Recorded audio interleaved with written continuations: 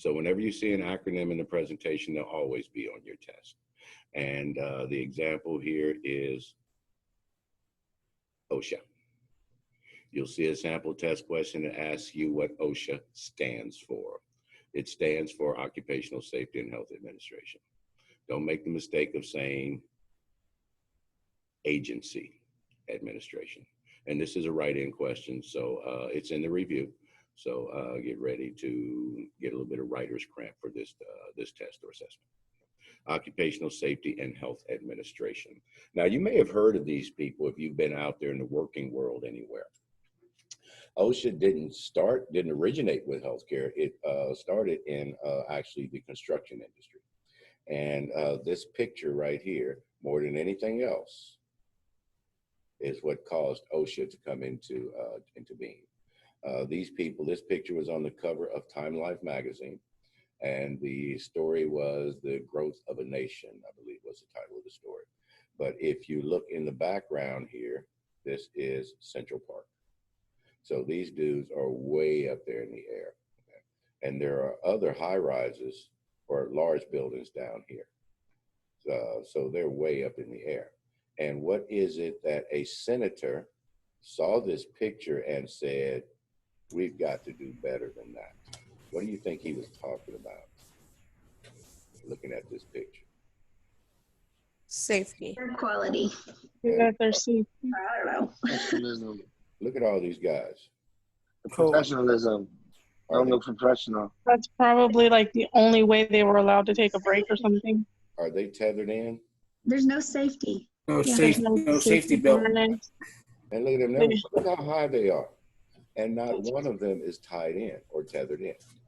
Now, that senator got together with other senators and they proposed a bill that brought OSHA into existence. OSHA is an administrative agency. It's national, and they're concerned with workplace and worker safety. Now, as a result of OSHA now, you can't work more than 6 feet, I think, off the ground without being tethered in. So if you're putting a roof on a 1-story house, you have to be tied in with a safety tether. So OSHA, no, we can't have this. Employers are going to have to be held responsible for the safety of their workers. Don't quote me on this number, but I think something like 65 people died building the Golden Gate Bridge because of practices like this. People who would have been tethered in, they would have been caught and they wouldn't have fallen into the river or the ocean below. So OSHA regulates all professions, not just healthcare, but also they're the ones that say if you're working in Home Depot, you have to have that lifting belt that you put around to keep yourself from getting hernias and that type of stuff from lifting. That's where all this stuff comes from. It comes from OSHA. Now in healthcare, OSHA specifically addressed their concerns to exposure for healthcare workers to disease. So where everybody else is looking at lifting safety and okay, I don't know who that is, but we need to mute those microphones, please. OSHA is not just looking at lifting and things like that, but for us, it's healthcare safety. How do we protect ourselves from the hazards that address us in a clinic or in a hospital? And most often it's going to involve exposure to disease. And OSHA directed its concern at specifically bloodborne pathogens. Now, there is an issue with that, and that is because of OSHA, you will receive bloodborne pathogens training every year. So what we're doing right now, you're going to do every year from now on. Not like this. In most cases, you're going to see your name on the list. Oh, you've got your bloodborne pathogens training tomorrow. You'll go down to whatever area they set it up and you'll watch a 30-minute video. Probably take a 5-minute, 5-question little test and then go back to work. So you won't get this in-depth training anymore because people are lazy. People don't like to be up and teach because this is usually an additional duty for people. You get to your clinic, they'll make you the bloodborne pathogens monitor. where you monitor everybody's training and keep all the training schedules up to date and so on, in addition to the other things you do there at the clinic. So most people just don't like to get up and talk. So what they'll do is they'll show you a 30-minute video, have you take a little 5-question test, and send you back to work. But you will get this training every year as mandated by OSHA.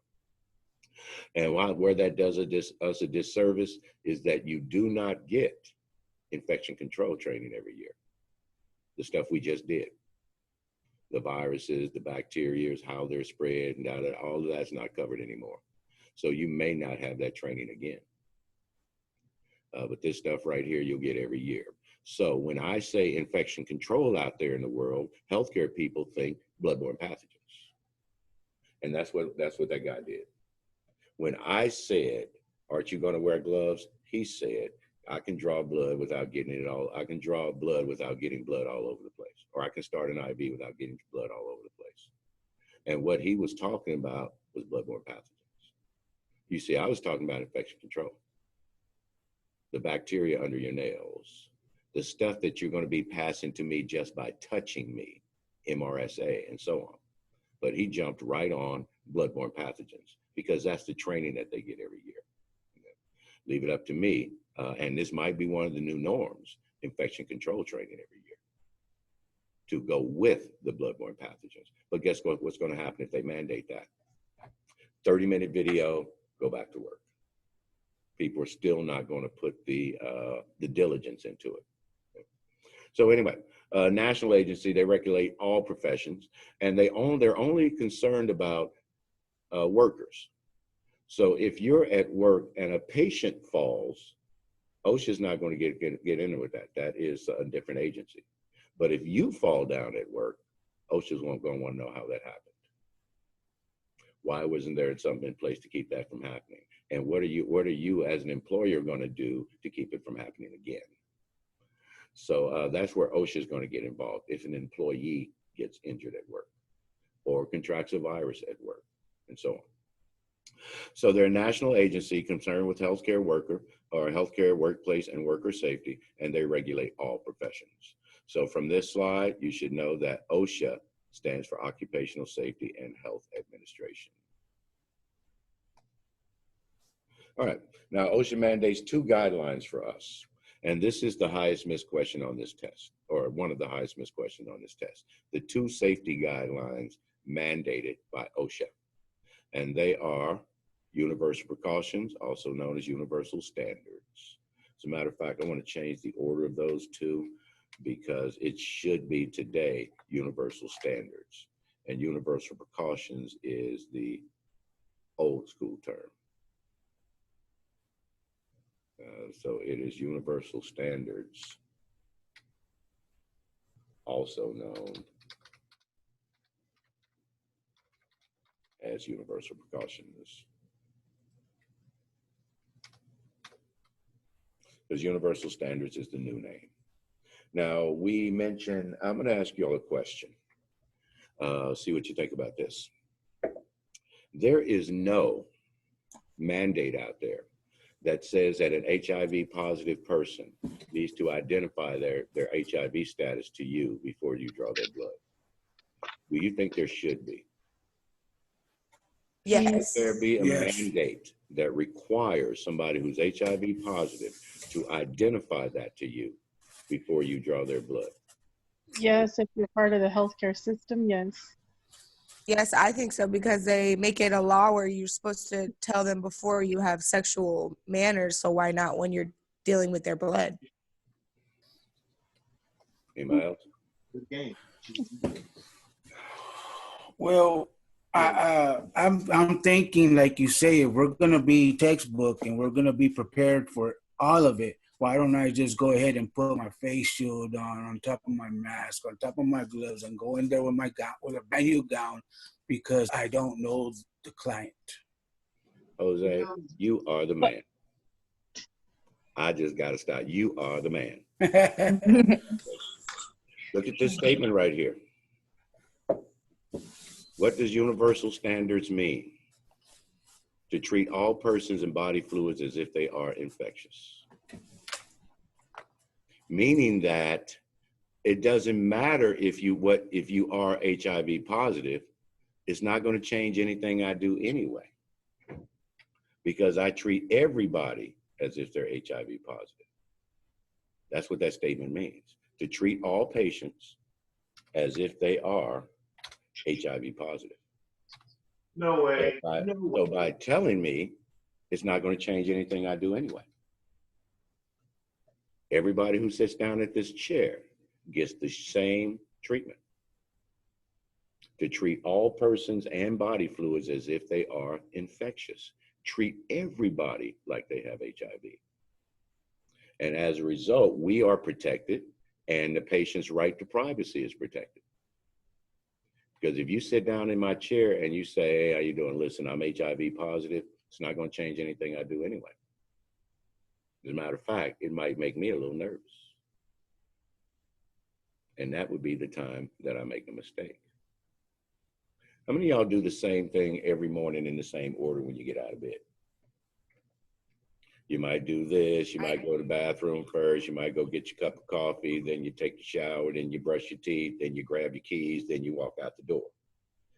If you are in the middle of all that and somebody comes in and they throw a wrench into your ritual, like the wife comes in and say, oh yeah, by the way, I need you to stop by and pick up that, okay, I got it. And that's the time I'm liable to forget something. Walk out, forget my phone or something like that, because I was thrown out of my ritual. Procedures for us become rituals. In other words, drawing blood, you do the same thing in the same order every time. And if somebody throws a wrench in that, there's a chance you might make a mistake. So I don't want you to tell me I'm HIV positive, that you're HIV positive. It's not going to change anything I do anyway. And it might throw a wrench into my ritual that I follow every time. So that's what universal standards mean, to treat all persons and body fluids as if they are infectious. And that way it protects their health their right to privacy, and at the same time, we're all protected. So if my mother sits down in front of me and I'm going to draw her blood and I know she's not HIV positive, I'm still going to wear my gloves. I'm still going to protect myself and my client. So anyway, that is the purpose of universal standards, to treat everybody the same. And that way, it doesn't matter whether they're HIV positive. Okay. I put this in because somebody was having trouble hearing. Okay, so universal standards, also known as universal precautions, treat all persons and body fluids as if they are infectious. And remember, when I ask you to define universal standards, I want to see that statement exactly. And get used to that on your testing, guys. When you're taking tests and there are write-in questions, your take on it or your ideas are not what they're looking for. They want to see the statement verbatim, word for word. Treat all persons and body fluids as if they are infectious. Don't take any license in that. In other words, write it exactly as it appears. All right. So that is universal standards, the first thing mandated by OSHA. Now, what are we talking about by body fluids, or the first guideline mandated by OSHA? The other one is bloodborne pathogen standard, which we're going to be getting into right after universal standards. So you'll see that plenty of times. However, remember, this is a test question. Name the two guidelines mandated by OSHA, universal standards and the bloodborne pathogen standard is what you're going to be writing there. It's the bloodborne pathogen standard that mandates that you have this training every year. So we'll be talking about that one after we get done with universal standards. So universal standards, to treat all persons and body fluids as if they are infectious. The two guidelines are universal standards and the bloodborne pathogen standard.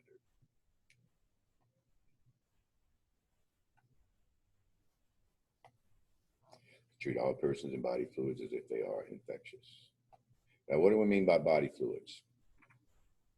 Things like the obvious stuff: blood, semen, vaginal secretions, urine. But what about saliva? Is saliva infectious? Yes. Name something that can be passed through saliva? Mono. Mononucleosis. Hey, good one. And that's why we call it the kissing disease. It's the mono. Oh, I was just saying that. Damn it, mono. And rabies. Herpes. Herpes, yes. One of the herpes simplex, whichever one. A cold. Cold. But what about rabies? Something that can actually kill you if it goes untreated. Yes, the frothing at the mouth, the go mad, yes, that's rabies. And if it goes untreated, yeah, it can kill you. And that's passed through saliva. Can anybody think of a pathogen, something that can make you sick, or microorganism that can make you sick, that can be passed through breast milk? Anything that Food the poisoning? mother's taking HIV. in. HIV, hepatitis B, yes. So HIV can be passed through breast milk. Pleural fluid is the fluid around your lungs. If this stuff gets into the lungs, then you cough it up. We call it sputum. So pleural fluid, the fluid around your lungs. Feces. When through feces, we tend to pass parasites or the eggs of the parasite, and that's the ova. Ova means is egg, and or the parasite itself. So that's where we check for parasitical infections, is through the person's feces. The doctor's going to ask for them. I'm going to do an O and P, ova and parasite test, to see if they have a parasite in their body. And that's done from a fecal sample or stool sample. Tears, like conjunctivitis, can be passed if their eyes are weeping at the time, and conjunctivitis is highly contagious. Sweat. No major condition associated with sweat, but it's more metabolic, the stuff that your body's processing inside. And that's why sweat is salty, because it has metabolic waste in it. Cerebrospinal fluid, that's the fluid around your brain and spinal cord. And that can pass conditions like meningitis from one person if you become exposed to that fluid. Pericardial fluid is the fluid around the heart. Amniotic fluid is the fluid that the baby floats in, and then peritoneal fluid is the fluid of the abdomen. Now, back in whatever year, Magic Johnson announced to the world that he was HIV positive. But what many people don't realize was that that was not a retirement or announcement of retirement. He didn't say he was retiring. He just said he was HIV positive. And other players started a petition against playing with Magic Johnson because he was HIV positive. And what they cited in their petition was that there's a lot of sweat on the basketball court. And it's been shown that HIV is not passed through sweat. No, the virus is there, but not at a level that can pass infection to another person. So when they said sweat, they had the wrong idea. So let me ask y'all, would you play basketball with Magic Johnson, knowing he's HIV positive? Yeah. Hell yeah. No. Fuck no. And some people saying yes, some people saying no. I pass. No, sir. No, all right. Now, I'm too fat. I'm not gonna play, but I chill with him. all right, we can play some horse in the backyard. Yeah, I'm chilling with him. I'll play 2K with him. I'll play video games. Now, if it is you want to shoot some hoops on a Sunday afternoon in the backyard, sure. But in the NBA, those people are playing for, there are billions of dollars at stake. Franchises and merchandise and all of that's at stake. And those people get pretty rough down there. You get scratched up and everything. Basketball can almost be considered a contact sport, if you will. So it's not sweat I'm worried about. It's worried about, what if you get cut? Yeah.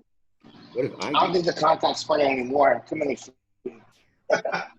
A single elbow across the brow, Or that scratch in that for a eye. rebound, and there you go. Yeah, I would be a little concerned about that.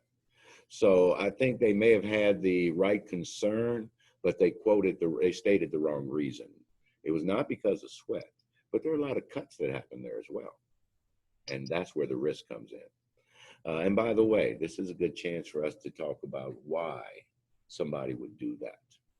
Why would a famous person just announce their HIV status to the world like that? Charlie Sheen. To bring a light to awareness. Because what, Chris? I can't make you out. To bring a light and awareness to the people he's gonna be around. To bring awareness, okay. Anybody else? That's what I was thinking. Charlie Sheen did the same thing, announced his HIV status, and it just seemed to come out of nowhere in both cases. There was no build up to it. There was just boom, news announcement, and Charlie Sheen there announcing HIV status. I think because it's they're public figures, it's better for them. It come from them than all the media to come out. You know what I mean? Somebody say something bad about you. Parties. Jose, you want to come teach this class, man? You are the man. Somebody was getting ready to out them. Somebody found out and was getting ready to make some money off of it. And their publisher probably told them, listen, why don't you just go on and announce? That way it comes from you, and the person who was getting ready to make money off of it is not going to make any money. I bet that's what was happening. And could that person may have been one of us? You know what I mean by one of us? Healthcare worker. They had to go to clinic. They had to be diagnosed somewhere. The lab technician who ran the sample, the person at the clinic who saw them coming in and went and got into their medical record and saw what they were coming in for. You ever make some money off of this? And yes, they will go to jail. But would you do 2 years in jail for $2 million? You think there's somebody out there who would? Yeah. Yep. It's like unfortunately, like when Selena passed away, somebody got a picture of her laying on the morgue table. And how much money did they get for that? That I don't know, but I just think it was sad because that was like saying, that's a family thing. But yeah, I'm just saying, speculate how much money they probably got for that. A couple of million, like you say, a couple of million. Yeah. Think about Colin Kaepernick. In one of the football games, he wore a set of Beats headphones on the sideline, and he was charged $50,000 for it because Bose is the official headphones of the NFL. Did he know he was going to get fined? Sure he did. Yes, he did. Of course he did. But he wore them anyway. Why? Because Beats paid him to. They paid the fine and everything else that went along with it. And it was a brilliant advertisement move. Hell, I went out and bought a pair of Beats. And I knew what they were doing. Like, look at this, well, you know it's just advertising. How much are they anyway? There you go. That was a brilliant move to have an NFL quarterback sitting on the sideline wearing your headphones. Was he a quarterback? Well, whatever he was, an NFL star sitting on the sideline wearing your headphones. There you go, man. They probably sold millions and millions of dollars of those things, worth of those things. Yes, sir. I did interrupt you, but can you send me your Canvas timesheet? Elizabeth wants to get them started today. So okay. If you don't mind sending it to me before you leave, it'd be greatly appreciated. No problem. Thanks, sir. Sorry to interrupt. Okay. So that is, boom, y'all. That's where that came from. So again, if somebody's going to pay your fine, if you tell them, well, you know, I'm going to get fined if I do this, well, we'll pay that. Well, you know, I'm going to do 2 years in jail. We'll give you $1 million for each year you do. Because we get to break the story. I can see it happening. So anyway, it might have been a family member or something, but somebody had the information and was getting ready to make some money from it. So they came forward with it. So it could have been one of us, which would be sad if it was. So anyway, those are examples of potentially infectious body fluids. And we're going to protect ourselves if we think that we're going to come in contact with any of this stuff. In emergency rooms, the hospital departments were closed on Sundays, and people wanted to get their labs in. So, like, I bring it in on Sunday and drop it off at the emergency room, and they'll take it down to the lab, and I'll be the first one in the morning. That kind of thing, that kind of attitude or thought process. So people would often drop their lab samples off in the emergency room on Sunday evenings, and yeah, we just walk them down to the lab and put them on the lab table down there. This guy came in one evening. So yeah, I need to drop off my sample for the lab. I said, yes, sir, no problem. We'll walk down there, no problem. So he reaches into this paper bag and he pulls out a stool cup. It's a cup. It's a wax covered cup designed for stool samples. It's about that big around. And that thing had feces just running down the side of it. It was all under his nails and all. There you go, young man.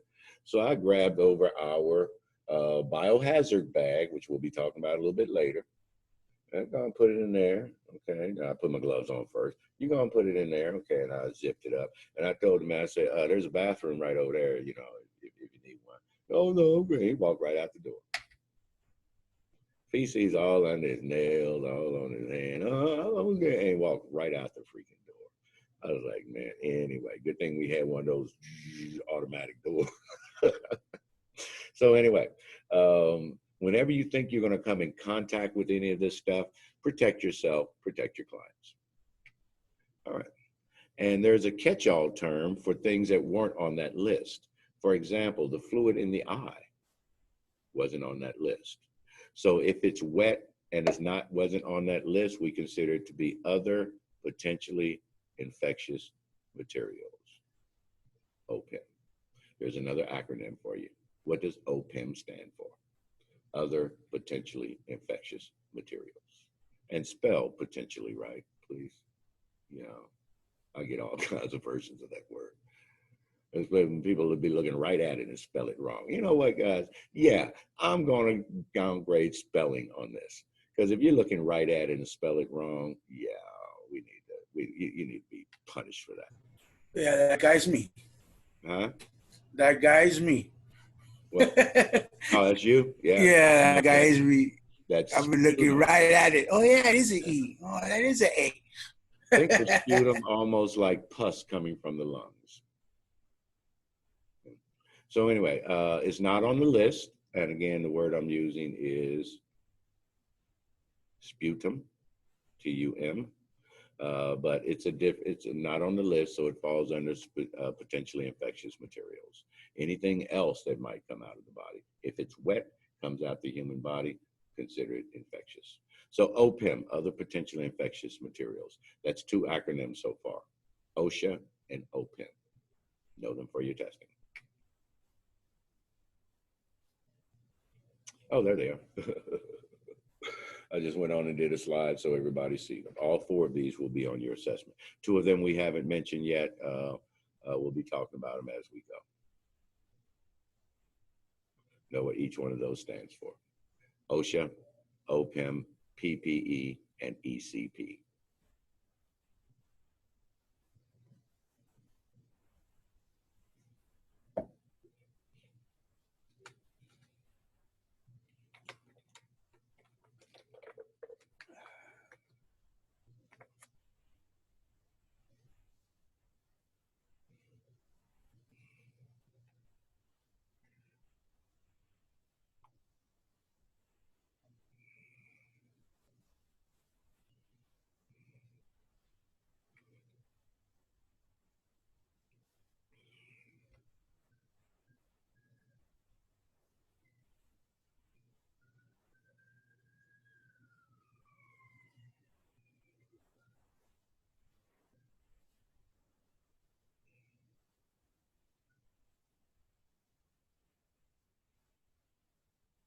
All right. All right. The bloodborne pathogen standard. That was universal standards, treating everybody as if they're infectious, and what are examples of infectious materials that come out the body. Bloodborne pathogen standard is the 2nd of the OSHA guidelines, and that standard is right here. Employers must provide reasonable protection for all employees who have potential for exposure to bloodborne pathogens. Simply put. In other words, I must provide the protection for you. If it's deemed that in your job you could become exposed to some potentially infectious materials, I must provide appropriate protection for you. And understand the word reasonable. Yeah, we're not going to get carried away here. In other words, I need you to draw blood, and you say, I'm not drawing blood unless you give me the full BSL-4 suit. It's not going to happen. That's not reasonable. So reasonable would be gloves, gowns, masks, face shield, goggles, shoe covers, and hair covers, if I feel that there is a risk of you being exposed to something here at work. So reasonable protection is the key here. And remember that some people out there are just not reasonable. That's about a little much. Back when HIV was first in the news and people really didn't understand all the ins and outs of HIV and so on, there are all these horror stories out there. There was a guy in LA who got into a car accident and cut his arm. And he was trying to be socially responsible. He told the policeman that he was HIV positive. So, you know, them fools called out the hazmat team. The people come out and clean up hazardous spills. Yeah, they called the hazmat squad because this guy was HIV positive. That's not reasonable. All right, so anyway, reasonable protection for all employees who have potential for exposure to bloodborne pathogens. That's what the standard actually says. So how does it play out actually in our practice? Okay, the stuff that the reasonable protection, and there it is. I told you we'd be talking about it again today. Appropriate personal protective equipment. That's the third acronym, PPE. On one test, I got somebody that wrote people protecting everybody. I had to give him partial credit. I'm like, all right, okay, all right, fine, you get the idea. But anyway, that's what I want to see, personal protective equipment. And that includes the list we saw yesterday: gloves, gowns, mask or face shield, goggles, hair covers, and shoe covers. If we think that these will come into play. For example, if you're going to do an ear wash, face shield, as opposed to mask. If you're going to be doing a cyst drainage, face shield. Y'all remember the video last module when she lanced that cyst and it shot out and she said, oh yeah, some got on my face, face shield. So the procedure determines what PPE you're going to use. If you're drawing blood, you shouldn't need goggles or a face shield, but they're there if you feel you do. Now, I know there are people out there that say, oh, you're a squirter. No, you have poor technique. Okay? Don't blame somebody else. Don't blame the patient because your technique sucks. If you stick a needle in somebody's arm and their blood squirts out, yeah, you did the procedure wrong. You put the needle in too slow. That's why inserting the needle is like a dart action. If you can try to just kind of glide it in there, at one point, half of the opening, the bevel of the needle, the part that you draw the blood up through the needle, half of that's going to be in and half of it's going to be out. If you do that, blood will squirt out that needle. Okay? So don't be calling your patient, ooh, you're a squirter. No, you put the needle in too slow. You have poor technique. But if you think that blood might splash, the face shields need to be there for you in case you feel you might need one. But typically for drawing blood, gloves. Starting IV, gloves. You typically don't need face shields, but if you think you do, they should be there for you to use. And remember what I said yesterday about gloves, or was that today? I don't know. But anyway, if you have a sensitivity to latex, we must provide non-latex gloves for you. Here at the school, we just said, you know what, forget it. We don't even buy latex gloves anymore. We buy only the non-latex gloves. They're a little more expensive, but you know what? What do you think of the percentage of people we have coming through here with latex sensitivity? So let's just not buy the gloves at all. Some places still do. And non-latex gloves are a little more expensive than the other gloves. And employers may shy away from wanting to buy those. But what I would do back when I had somebody who was latex sensitive, I would issue them a box of gloves and tell them, when you run out of these, come back, I'll give you another box. I wouldn't put the non-latex gloves out for everybody to use because they were the purple ones and the ones that were pretty, as opposed to those old ugly yellow things. And people were wearing them even though they didn't need to, and they're more expensive. So I would put normal latex gloves out for everybody, and if you had a latex sensitivity, I'd give you a box just for you. When you run out, come back, I'll give you another box. And that's how an employer might handle the fact that latex gloves are a little more expensive than the others. But they do need to provide them for you. You can't just have a person supposedly going out buying their own gloves. All right. Now, the protection that we provide going to come in two categories. And the first category are engineered controls. And PPE actually falls into this category as well. Anything that's made for you and put out for you to use, engineered. It was created for you. It was engineered for you. So this is stuff we buy and put out for employees to use, like a biohazard trash can. Some people call them boxes, they're trash cans. The inside of this box, there's a plastic bag, and it's layered to put anything that's infectious that comes from a person. For example, if you draw blood and you get a piece of gauze that's soaked with blood, that is destroyed in biohazard trash.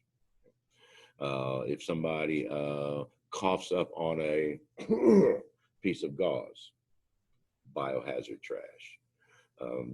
But the issue here at the school right now is because some of the teachers are not being diligent, and we're going to meet about this the next meeting we'll have. We're going to bring this up. We're finding regular trash in the biohazard trash can. That shouldn't be. In other words, the package that the needle was in, when you take the packaging and you take the needle out, that packaging goes in the trash can. It's not contaminated with anything. So we're seeing too much regular trash in the biohazard trash can. That could be a write-up from OSHA if they were to come in and inspect us. And it could also cost more money. These boxes cost about $30 a piece to dispose of, which isn't a big deal here at the school. We only get rid of about 6 per month or something like that. But imagine a place like Santa Rosa and how many boxes of this stuff they're throwing away. And think about what's happening right now with the COVID-19 and how many boxes of contaminated trash are coming out of these hospitals. It costs them a lot of money to throw this stuff away. So now the money people are going to get involved. So let me ask you something. Y'all have had blood drawn before. When you took that gauze off from having your blood drawn, it had a little red dot in the middle of blood. Does that gauze get thrown away in biohazard or in the regular trash can? Biohazard. No. Else? Okay. I was going to say the trash. Okay. Here at the school, biohazard, period. But if you get out to University Hospital where it's costing them $3 million a month to throw away, to get rid of infectious trash, they might tell you, put that in the trash can. And what's their justification? Because that red dot in the middle of the gauze was not wet. Remember the letter of the standard, anything wet, and that blood drop was dry. And they're still working, or they're still open, so obviously OSHA doesn't have a problem with that. But here at the school, it goes in biohazard trash because we're a learning facility. But when you get out there to Texas Med Clinic and somebody tells you you're supposed to throw that gauze away in regular trash, you understand the basis behind that. Their take is that it's not wet, therefore it can go in regular trash and save us the money of having to throw those away. I think Santa Rosa was the hospital that actually did a study just on those little gauzes and how much it was costing them to throw away. And it come out to something like $1 million a year. So they would come out with a guidance that says, if it's not wet, put it in regular trash. And that's specifically for those little gauze. But for us and for your testing, if it's contaminated, it goes in biohazard. I don't care wet, dry, or anything else. It goes in biohazard. So for your testing for the school, because you'll see a question like that. Contaminated material such as bloody gauze needs to be disposed of in the biohazard trash. Now that other little box down here, that's called a sharps container. That's where we put things that are sharp, needles, scalpel blades, and things. It's a plastic box, so it's puncture proof. And this prevents us from having to manipulate the needle in any way. For example, when you take the needle out of the person's arm, you drop it right in the sharps container. You don't have to cover it up. You don't have to recap it. Just drop it right in the sharps container. How many people you think get stuck every year trying to recap needles? Yeah. So it's just really, it eliminates one chance of getting stuck with a needle. Take it right out the person's arm, drop it right in the sharps container. Why are you able to do that? Because you shouldn't draw blood from anybody unless the sharp perform any type of procedure on somebody, unless the sharps container is within arm's reach. Right out of the arm, drop it right in the sharps container. That needle is safe and disposed of. So that's what sharps containers are. Now, when this container is full, you place it into the biohazard trash can with all the rest of the biohazard. And there was a teacher who didn't know that. And guess what we had to do eventually? We gotta go. This is basic information. So, Mr. Mahone, what do you do with the full sharps container? Really? It goes in biohazard trash. Oh, well, you don't have to look at me like that because I didn't know. Oh, yes, I do have to look at you like that because you didn't know. The same time I walked in the classroom and the teacher was teaching the students to wipe the tables down with alcohol. What did I tell y'all? Bleach. And you're a teacher and don't know that? I got to start to wonder, what else don't you know? So these people just don't last sometimes. All right, so anyway, that is the biohazard or the sharps container. Once this thing is full, you seal it, and in classes, you'll see how to do that. Both disciplines, PCT and medical assistants, will get involved with safety in the lab, obviously. And the teachers will show you how to seal the sharps container. Once it's sealed, it can't be opened again. And then drop it into the biohazard trash. All right. Those are examples of engineered controls, something that's made for you and put out for you to use to help protect yourself. And one other thing, there was somebody who told me one day, a teacher, that at the end of the class, I had to push the stuff down into the biohazard box. Excuse me, you pushed down into a box full of contaminated material, and you are a teacher. Did your students see you do that? Never push your hands down into one of these things, period. I don't care what it looks like. Don't be, like you're trash and all. We don't do that. Has anybody ever worked housekeeping at a facility? Like a nursing home or a hospital? OSHA's going to tell, or we're going to teach you how to take the linen off the bed. I've worked at a nursing home as a housekeeper, and I work as a dietary aide right now. Yeah. Because you don't pull linen off a hospital bed the same way you do your bed at home. You know what I mean? Scoop. They pick that stuff up, let it drop, move it over, drop it in. Okay. So these are procedures that everybody should know. You don't go poking your hands down into a biohazard box, or let alone a sharps container. Are you crazy? And I've got to ask, if you don't know that, what else don't you know? So not everybody out there knows these procedures, guys. Be one that does know.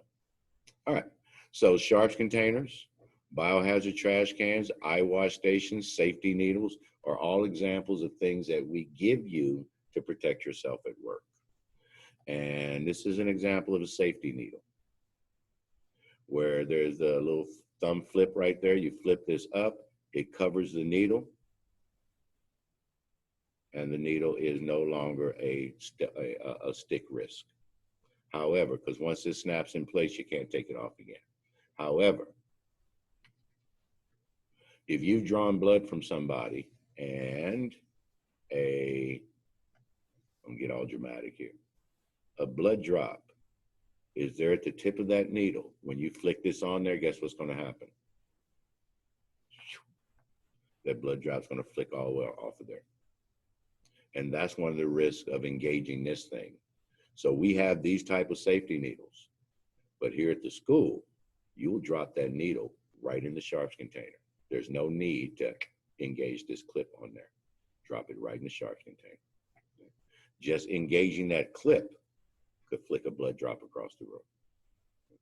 So anyway, you'll see all these down in the sharps container with this little flip part that hasn't been engaged, because there's no need to if the sharps container's right there within arm's reach. Out of the person's arm, right in the sharps container. You don't even need to do the safety catch on there. All right, so that is an example of a safety needle. And all of those fall into engineered controls: sharps containers, biohazard, eye wash, and safety needles. So be able to sample here would be eye wash stations and safety needles are examples of engineered controls. Always think if it's made for you, it's engineered. All right. The second practice or method is work practice controls. These are things you do to protect yourself. Work practice, something you do, like not recapping needles at work is a work practice. Having the sharps container within arm's reach, if you're drawing blood from somebody, that's a work practice, something you do. Washing your hands diligently, work practice. So compare it again to something that was given you to use versus something you do at work to protect yourself. We give you the sharps container, you use it properly. The sharps container is the engineered control. The way you use it is the work practice control. For example, if you're drawing blood at a table and the sharps container is mounted on the wall all the way across the room, that's poor work practice, because now you're gonna have to walk over to that sharps container to dispose of that needle. And it proposes a risk. So we can give you all the engineered controls we want, but if you don't use them properly, or if we don't train you how to use them, we're still falling short of our responsibility. Question. Yes. I've you know how you walk into the doctor's office? Mm-hmm. You have the stuff on the wall mounted, and then and then of course there's a sink, the desk, and then the table. Mm-hmm. All right. So what would you do? Like say, okay, if the table's away and I have to get up from my chair and take 2 steps to put the Sharpie in from where, because it's mounted, should I put that client like in a chair right next so I can reach, I can just stand up and drop it? Would that something that you would do? Yep. Yep. When you mount the sharps container to the wall, you're limiting yourself to drawing blood right there where it is. And that's why here at the school, they're not mounted. So you can move them around. Again, and that's poor work practice. And when you are out there in the world, people will, some of y'all will be managers real soon. We just tend to change positions in healthcare. I don't want to say move up, but we tend to move on to different schools and certifications. We're moving around. And people move into positions quite often. So the managers you'll be changing managers every couple of years, because managers get a degree and they move on to something else. So it won't be long before some of y'all will be managers. And you'll be having those people calling you on the phone. Hey, Mr. Mahone, how you doing? Yes, I'm from such and such company. We have this wonderful sharps container that I'd like to sell y'all. And if you buy these from us, we will come in and we will mount them on the walls for you. And they have this fancy little key lock to them and ... Okay, it sounds good on the surface. We're going to give you the holders and we'll come in and mount them for you. But then you're locked into buying their sharps container. So when they go up on prices, guess what? Theirs is the only one that fits in that holder. Right? So you can't get replacements, and guess what? You can't change to wherever you can get them from, or you're going to keep this one up on the wall all the time and nobody using it. The other thing is the key. What happens if you lose that key? Why does the sharps container have to be locked if you are diligent in securing your work areas? They want your money. Yeah, we have these keys right here. You can lock it in there. But what if somebody loses the key? You have to buy a new Which one. happens all the time, by the way, and you're not going to buy a new one. That box is going to be up in there from now on because you can't get it out of there. Okay. So some of these things sound good on the surface, and it gives you a chance to go to the boss and go, hey, boss, look, I bought this new thing, and it just makes our clinic look so cool. But yeah, as the boss, I'm going to have some questions for you. Like, where's the key? How many keys do you have? We gave us 2. Where are they? You got them both in the same place on your key ring. And what happens if you lose those? Because you can't take the sharp container down because the screws are on the inside and the thing is locked. So you can't even take it down off the wall without ripping the wall apart. It sounds good on the surface, but if you give it a little bit of critical thought, it might not be a real good idea. So yeah, mounting sharps containers on the wall means that you're going to be locked into drawing blood right there next to that container. You can't do it anyplace else, or you shouldn't do it anyplace else. All right, so anyway, poor work practice or good work practice, not recapping needles, having your annual blood-borne pathogens training, or when you do have to recap a needle, use a one-handed capping technique. You might have to recap a needle, primarily medical assistance, because we don't draw up medications in front of the patient. You prepare your injections in the medication room, in which case you'll have to draw up the medication and then recap that needle to walk down to the patient's room to give them their injection. So there's a one-handed technique that we use, and you'll learn that as part of your clinical skills. So anyway, using one-handed needle recapping techniques when you do have to recap a needle, just being safe. You don't want to be the person out there that's got the needle and the needle cap and you're doing this, trying to recap that thing. Because what's going to happen is you're going to stick yourself in the thumb every time. So right there in the thumb, trying to recap that thing. So one-handed needle recapping techniques. Now, I was in my daughter's hospital room one day. She was in because she had some surgical things going on and procedures and so on. So anyway, the nurse comes in and the nurse goes to flush the IV. That's when you take off the medicine, the tube that's running in there, you take it off and you flush it with saline, and that helps to keep it open for in case they want to come back in and hang some more medicine. And they leave the needle in the arm. Y'all had that before? Where they unplugged your IV, just left the needle in your arm. You need to flush that. Sometimes when you flush an IV like that, some of the fluid washes back into the syringe, and now you have some blood in the syringe. So the lady did flush the IV, and now she's got this syringe, and it's got blood in there. And she's standing there. And I'm sitting there looking, and she's standing there. Uh-oh. Guess what? There's no sharps container in this room. And there's no biohazard trash can in this room. So what is she going to do with that bloody syringe? Is she going to walk down the hall with it? So I'm watching. Okay, now what you going to do, smart ass? And her first move, she turned towards the trash can. You know, oh yeah. Okay, at least she figured that part out. But she did turn right towards. Okay, now what do I do? Okay, can't put it in the trash can. Okay, so I'm watching. She goes in the bathroom and comes back out with an empty syringe. She flushed it down the toilet. Yep. So people out there sometimes, and this was a bachelor's degree nurse, didn't know what to do with the blood in the syringe. Why? Because she wasn't prepared. She came in there to flush an IV and did not have a sharps container with her or a biohazard bag or anything. Technically, you would strip it into a biohazard trash bag because it didn't have a needle on it. You would have stuck it in a biohazard bag like the one we saw a little bit earlier, this one right here, and throw it in the biohazard trash because it didn't have a needle on it.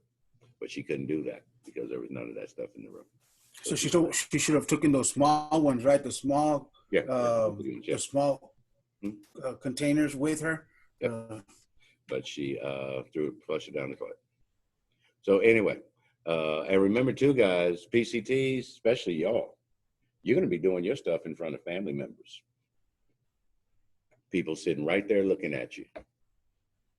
I mean, I know it was, oh, well, Miss Mahone, I'm shy. Well, what are you going to do when Miss So-and-so needs her blood pressure taken and there are 4 family members sitting in the room? Are you going to ask them to leave? No, you got to go in and do your thing with them sitting right there looking at you. And some of those people might have healthcare backgrounds. So there's my wife and I, both of us, 30 years experience sitting there watching this nurse with this damn syringe. And what is she going to do with this thing now? So anyway, those are work practice controls, things you do at work to protect yourself. Like having a biohazard trash in the room if you're going in there to flush somebody's IV. All right, now all those biohazard trash cans and bags are labeled with this label right here, this symbol. It doesn't have to be red and black. It could be orange and white, just as long as the colors are contrasting. That they do stand out. You can't have like an orange bag with a red symbol on there. It doesn't stand out enough. But this symbol right here is biohazard for us, but I guess it's just a cool symbol too. And I will caution y'all, I'm like, why isn't that writing on there? Because it's red, duh. I'm gonna caution y'all, this symbol is in the tattoo books. So if you go to the tattoo parlor, that symbol is in there. And you can get them to put that on you. But then what are you saying? Okay. There was a young lady who had this tattooed on the back of her neck. We're at CHCP teaching over there at the time. We're going down the steps and look at this child, biohazard tattooed on the back of her neck. And just happened to choose healthcare as her profession. So now she is, what are you saying? Are you a biohazard? I don't know. That's what that says to us. So don't be going out getting this little symbol tattooed on you, okay? Because it means something out there in the world. There's also, you know what I wonder about? People who get like the Chinese characters tattooed on their arm. How do they know that's what that means? You know, you get that little Chinese character tattooed on there and say, oh, that means love. For all you know, that could mean asshole. You know, you have no idea what that thing means. Oh, that means, I agree with you on that one. That means love and sunshine for all. You know, it might be telling every Chinese person out there to stay the hell away from you, because you're an idiot who gets something tattooed on you and doesn't know what it means. All right, so anyway, that is the biohazard symbol. You saw it on the. I don't think. This right here, I might want to change this image because that symbol should be on both sides of the sharps container. The sharps container, the biohazard box, the bag that we transport contaminated instruments and lab samples in. If somebody gives you a urine sample, you're going to put it in this bag and carry it down to the lab. They'll all be marked with that same symbol, the biohazard symbol. All right. So the other thing we need to talk about is another acronym for us, the last one. ECP stands for Exposure Control Plan. So all 4 of those acronyms you'll see on the assessment. What does OSHA stand for? What does PPE stand for? What does ECP stand for? They'll all be there. And ECP is exposure control plan. And what you should have in your notes, this document outlines procedures for employees to follow when they have an exposure incident at work. I don't know why I'm doing that, just because my hands need to be busy. Outlines procedures for employees to follow if they have an exposure incident at work. So if you think you've been exposed to something, you've had a needle stick, this document tells you what to do about that. You go and find this. Usually located in the boss's office. Step for step, what to do. First thing is you wash the contaminated area. Now, if you don't know that, then you probably didn't need to be in there doing the procedure anyway. Well, if you stick yourself with a needle, you didn't need to be doing the procedure anyway. So you wash the area that's been contaminated. We're thinking about something like a blood drop in the eye. You're going to go and irrigate your eyes. That's why we have eye wash stations. Needle stick, you're going to go wash the area of the skin where you stuck yourself. Okay. And then you go find this document. Again, usually located in the boss's office. And further procedures would be things like what form to fill out. You're going to do an incident report. That's guaranteed, to say how the needle stick happened. And in most incident reports, they're going to ask you what steps you're going to take to prevent it from happening again. And the boss also has to answer that. So if you get a needle stick on the incident report, there's a place for the manager to go and write, what procedures are you going to put into place to keep this from happening to another employee?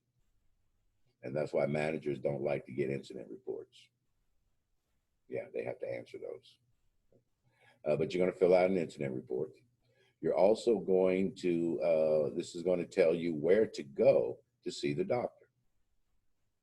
If you want to go to your clinic, then there'll be all the information you need to tell the people at your clinic so that the job will be billed instead of your insurance, like the insurance number for the clinic itself, for the company. Here at the school, we use Texas Med Clinic. So they'll send you over there with a little card that you take to them and say, bill it to this insurance. And they'll contact the school and say, we have somebody here trying to be seen under y'all's insurance, and the HMO people will, or not the HMO, but the HR people will approve it. So it's the same at your job. In my ECPs, I always had that card. Take this, take it over there. So I'm not trying to copy down insurance numbers and all that kind of mess. Just take this right over there, and it tells them everything they need, including who to contact here at the school or the building. All right. So I have a question, sir. Yes. And I guess just like, how would you handle it? Say, I've been taking out blood, no problems. One particular day, I go and I'm in a room, and like you say, the procedure, I did the procedure wrong, so it squirts in my face, right? Now, I don't give no excuse. I just tell you the truth. Oh man, I did it wrong and it squirted and it's in my face. I got to fill out this part. Am I gomered, or am I gomered? Would that be would you gomer me, or would you like, you know what you did, you know you got to do something different? For the new students, gomer means get out of my emergency room. What he's asking is, when am I going to fire you? All types of things come into play. Are you a 10-year paramedic? Are you a student? How often do you draw blood? That type of thing. But not necessarily, no, not 100% guaranteed. But we're all going to talk. Come on in, Jose, sit down. Tell me what happened, man. So what do you think caused that to happen? Well, I think I might have put the needle in too slow. If you recognize that, then okay, we can talk. But if you come in my office and say, oh, the patient was a squirter, so it's not my fault, the patient was a squirter, you might be gomered. Yeah. Remember what I said, don't blame the patient. So if you want to sit down there and say, oh, it's not my fault, this lady was just a squirter, then you're not recognizing that could have been prevented. And what you're telling me is that there was no way you could have stopped that from happening. And that's not true. And again, if you don't know that, then what else don't you know? I'm not trying to scare y'all into thinking that you're going to be fired for every mistake you make. That's not the case. Okay? When I fired people, it was teachers who were supposed to know. Like we were talking last night about this lady who came in the classroom. I was talking to my wife last night. This lady came to my classroom and said, "Mr. Mahone, everything around here is broken." I said, "What are you talking about?" "Oh, the autoclave doesn't work." I said, "Really?" "Yes, the autoclave, it doesn't work." "Really?" "Because we don't have an autoclave." "So what are you talking about?" "Oh, yes, we do have an autoclave." I said, "No, we don't." "Yes, we do." We walked down to the lab. She pointed at the incubator. "That's an autoclave." "No, that's not an autoclave, lady. That's an incubator. And it does work." I reached over and turned it on. It turned on just fine. "What are you talking about?" Now, that's the person that gets gomered. You're a damn teacher and you don't know the difference between an incubator and an autoclave? Okay. You are a paramedic and you don't know how to start an IV in the back of an ambulance? That kind of stuff. But somebody who just gets a blood drop or something like that, no, we're not going to, or you have an exposure incident, even if you stick yourself with a needle, we're not going to automatically look at, boom, we'll look at it as a teaching situation in most cases. You really got to be, remember what I said about when the manager makes a correction and then you start doing this, see something like that. So how are you going to keep that from happening again? Well, how can I stop it from happening? I can't help it if the person is a squirter. Okay, well, yeah, you need to go back and learn something somewhere. So not always, no. So the document that outlines procedures for employees. Now, I've written up a couple of people for their ECPs. I was an inspector in the Air Force. I went to a couple different places to inspect their clinics, their emergency rooms. And a couple of those places I wrote up there for their ECPs. In the first place I went in on the night shift, introduced myself, said, "How you doing? I'm Sergeant Mahone, da, da, da, da, da. I need to see your exposure control plan." And a young lady said, "Yes, sir, right this way." We walked down the hallway. She walked up to the boss's office. "It's right in here." And boom, the door was locked. And I said, "It's in there?" "Yes, it's in there." That's a write-up. Okay, that doesn't do you any good. It needs to be out there where everybody can have access to it. If you're a 24-hour clinic, then it needs to be someplace where people can access it 24 hours. So I wrote that one up. The other one was the young lady got it for me. I took it out. I was going through it, and right there in the instructions, it said, if you have an incident, go to human resources between the hours of da, da, da, da, da, and pick up this form. And no. If there's a form they need to fill out, it needs to be right there in the document. So that was the second write-up. They both corrected those before the inspection was over. Therefore, the write-up didn't appear in their final brief. So they got away with, or not got away with it, but they got it corrected. So that is your exposure control plan. It also lists in here, by the way, I didn't mention, everybody needs to be listed by profession in here, and what exposure, what procedures they do that put them at risk, and what protective measures we recommend for that procedure. For example, medical assistants, and their risk would come from drawing blood, doing ear washes, assisting with minor surgeries, and so on. And then what PPE is recommended for each one of those procedures. For example, for phlebotomy, recommended gloves, goggles, and face shields are available. For ear washes, we recommend a gown plus a face shield. So what PPE they should be using for each one. So every discipline that works here, what their exposure risk is, and the PPE that we recommend for that procedure. And then we're also going to put in here, or have listed in here, everybody's hepatitis B status, as whether they've been vaccinated for hepatitis B or not. Not whether you're positive or negative, but whether you're being vaccinated for hepatitis B. And also if you decline the vaccine, we're going to have to put a declination letter in here saying that you declined. You were offered the vaccine, but you declined it because it's mandatory that we offer it to you. And then your bloodborne pathogens training. Annual training, everybody signed, that they did have their annual training. So all of that in the ECP. Now, many places fail their OSHA inspections. When OSHA shows up at a clinic to check all of their, make sure they're following all the guidelines, many clinics do fail. And the reason they fail is because when we say OSHA is coming, they get their ECP out, they make it perfect. They go around and check all their biohazard and all their sharps containers. They make sure all the employees are trained on, biohazard. Try to turn around like this because sometimes they'll put it on the back of your ID badge in preparation for OSHA coming. What does this stand for? What does that stand for? And so on. And they get everything just spotless and ready to go. And then OSHA shows up and writes their ass up for fire extinguishers or exit signs.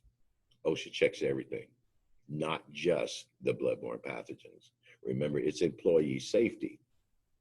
So if your exit signs are not illuminated, if the people working there don't know where the fire pull boxes are, I walk up to somebody and say, okay, how you doing? Yeah, listen, where's the closest fire alarm box? I think there's one. Okay, that's a write-up. If I check your fire extinguishers and they haven't been checked off in the past year, that's a write-up. So people get their bloodborne pathogen stuff squared away. I mean, it's spotless. And then they forget all the other stuff that OSHA checks, like frayed carpet, potential head injury spots, low areas where somebody can bump their head. OSHA checks all of that. So don't forget that OSHA is not just bloodborne pathogens. They are everything when it comes to employee safety. All right. So those are the two standards, universal standards and the bloodborne pathogen standard. So as part of your bloodborne pathogens training, we need to discuss the top 3 bloodborne pathogens.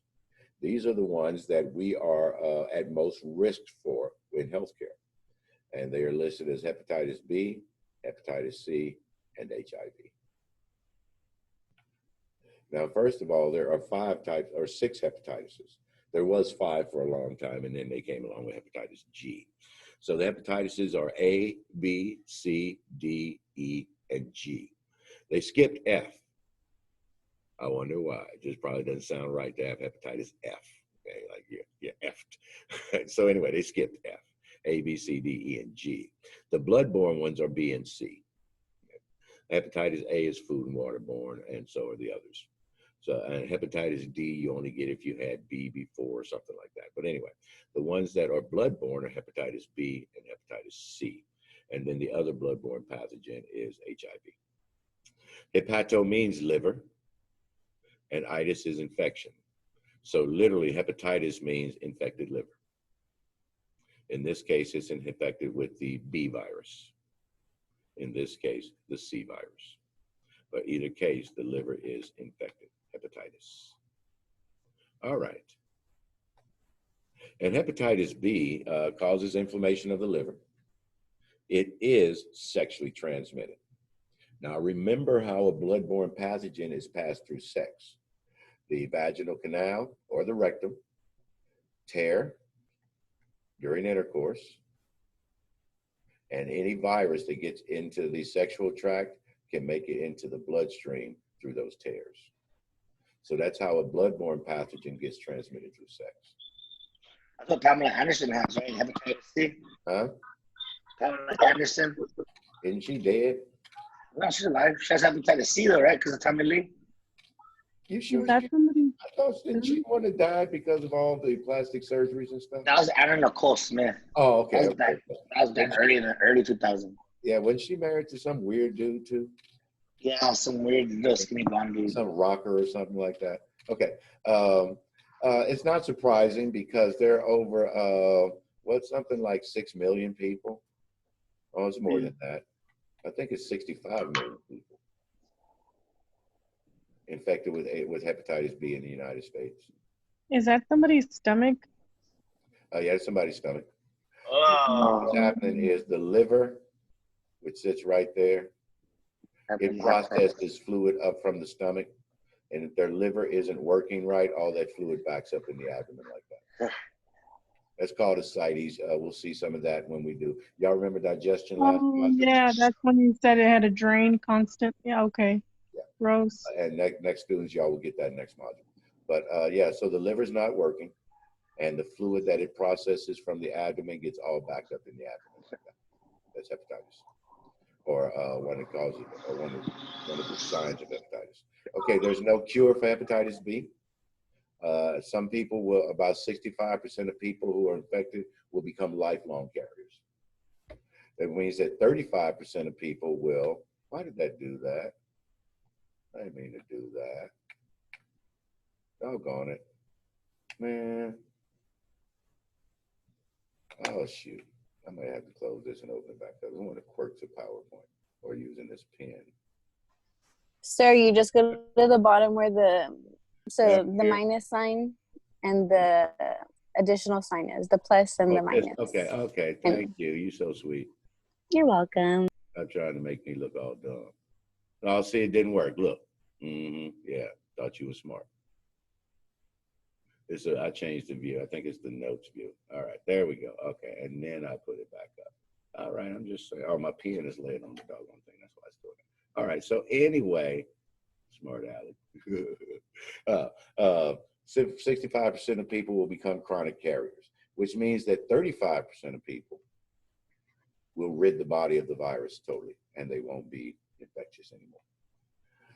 But it's the 65% of people we're talking about that are a problem for us. So that's hepatitis B. Now this, all the inflammation of the infection and all that, the swelling of the abdomen, that won't happen for about 20, 25, 35 years. So it takes a long time for this virus to actually affect the liver to that point. And you'll walk around for that 25 to 35 years, still being infectious to other people, but showing no real signs or symptoms of it. So many people are infected with hepatitis B and don't know it. It'll take years or decades for this to actually happen to you. And during that decade, you are infectious to other people. The good news is there's a vaccine for hepatitis B. Of the big three, hepatitis B, HIV, and hepatitis C, hepatitis B is the only one that has a vaccine. And I think it says that on the next slide. Yes, the only one that has a vaccine. Okay, the vaccine still comes in a 3-shot series. Now, remember that when you go on externship, it's recommended that you have hepatitis B vaccine, but it is not paid for by the employer because you are not an employee, you're a student. OSHA doesn't care about students. So it's recommended that you have it, but it's not mandated that the employer pay for it. And last time I checked, there's $75 a shot, and that was some years ago. So I'm sure they are up around 200 by now per shot, and it's a 3-shot series. Now, if you start the series on your own, and then you get hired by that company, they'll pick up the cost for the next 2.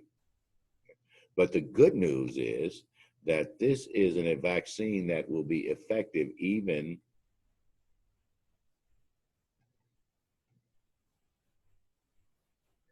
post-exposure. So you can start this vaccine on the day you get stuck with the needle, and it'll protect you. So it's a good post-exposure vaccine. And it might save you that cost of going out paying for it yourself. If you have an exposure incident, you can always start it that day, and you'll be protected. Okay, PCTs.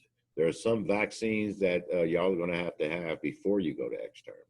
And your Ms. Zapata, the extern coordinator, will talk to y'all about those. And you'll probably hear about them long before you get to the extern part, just through your classes.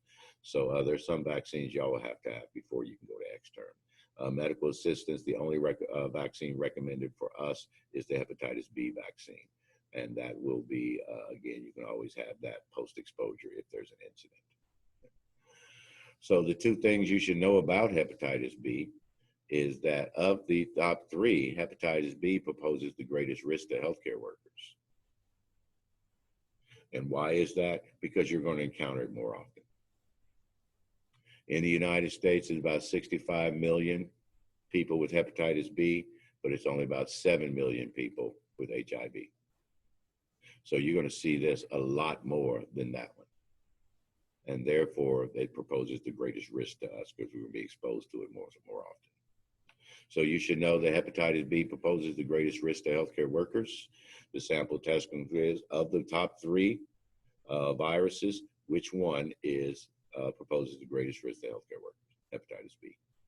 And you should also know that hepatitis B is the only one that has a vaccine, which might be changing soon. They're getting really, really close to the HIV vaccine. I mean, real close. It'll be within y'all's lifetime. So hepatitis B proposes the greatest risk, and it is the only one that has a vaccine. Let's go ahead and take a break. Come back at 5 minutes till. It'll be 15 minutes, and we'll be talking about hepatitis C.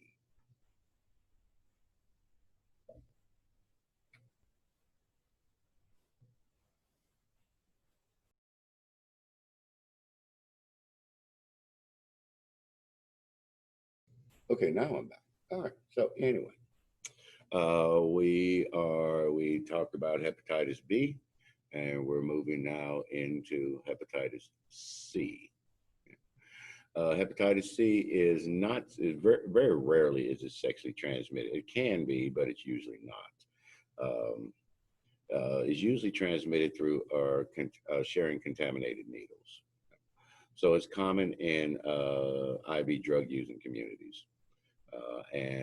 When I was growing up, my dad sold heroin. So this was common in our neighborhoods.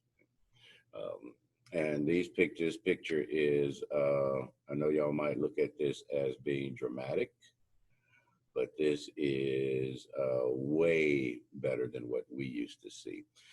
People whose hands were so swollen, they looked like a softball with fingers sticking out of it.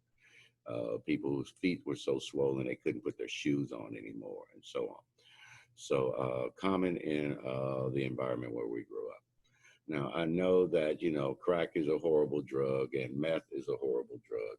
And when you go out there and you see people with crack vials in the street and that type of stuff, and that was one of the TV shows or movies called New Jack City. Ice-T's playing a cop, and he's leaning against the fence of the schoolyard, and he's looking at all the crack vials on the ground in the schoolyard, and the sad music is playing and all of that. Well, in my neighborhood, those weren't crack vials; those were needles on the ground, rusty needles laying in the schoolyard. We used to pick them up, fan fold a little piece of notebook paper, stick it in the back of the needle hub, and toss it at each other as darts. One day I came into the classroom from recess, and as I was walking in, it was wintertime, and I had my coat on, and the teacher said, "Come here, boy." And she told me, "Turn around." And I had one of the needles stuck in the back of my coat. It wasn't sticking me, it was just stuck in the coat. And she pulled it out. I was like, "What'd I tell you kids about these needles?" And tossed it in the trash can. But there were used needles everywhere in our neighborhoods. When you go into school, if there's somebody laying on the ground, you just step over them and keep walking, just like they weren't even there. And if they're still there on the way home from school, they're probably dead.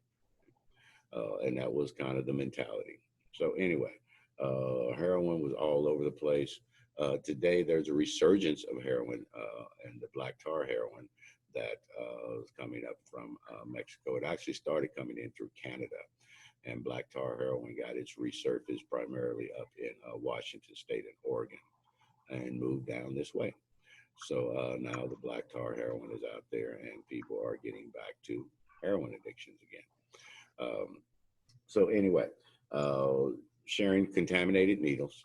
And in this photo, everything you see black is going to be cut off.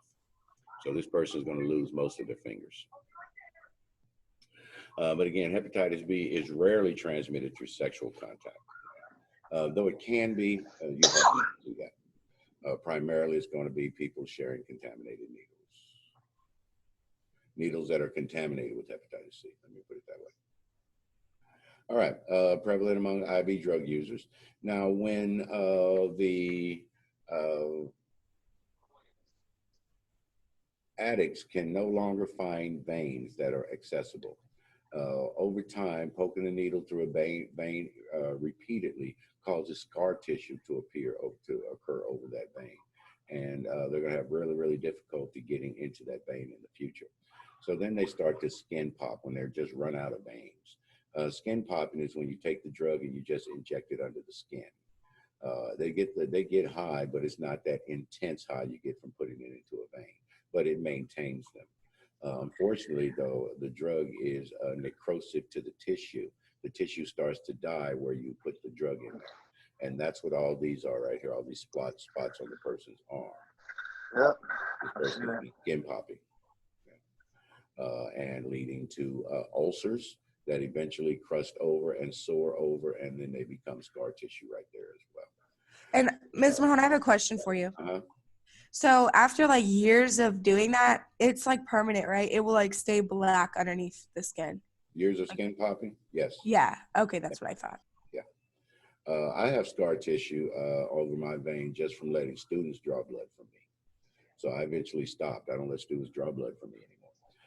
One reason is because I take the anticoagulant, so it'll take me a long time to stop bleeding. But also because I developed scar tissue over one of my veins.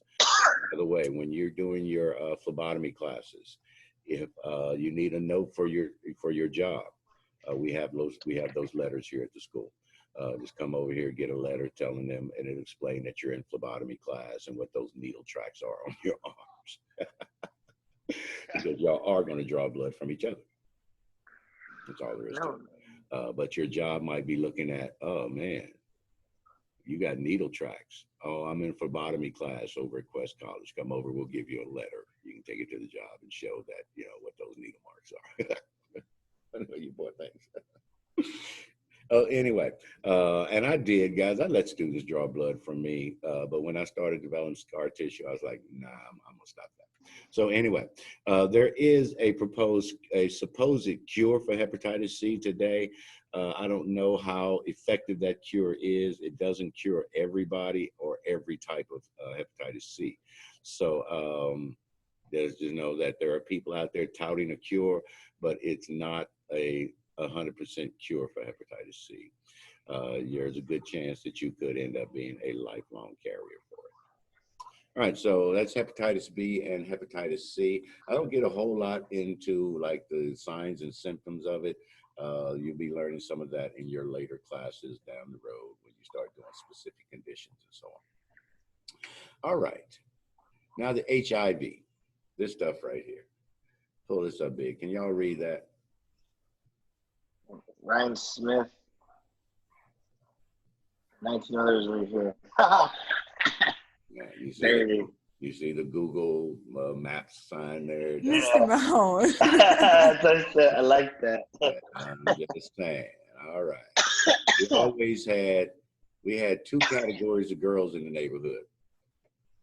Girlfriends and then the other ones. It's still like that.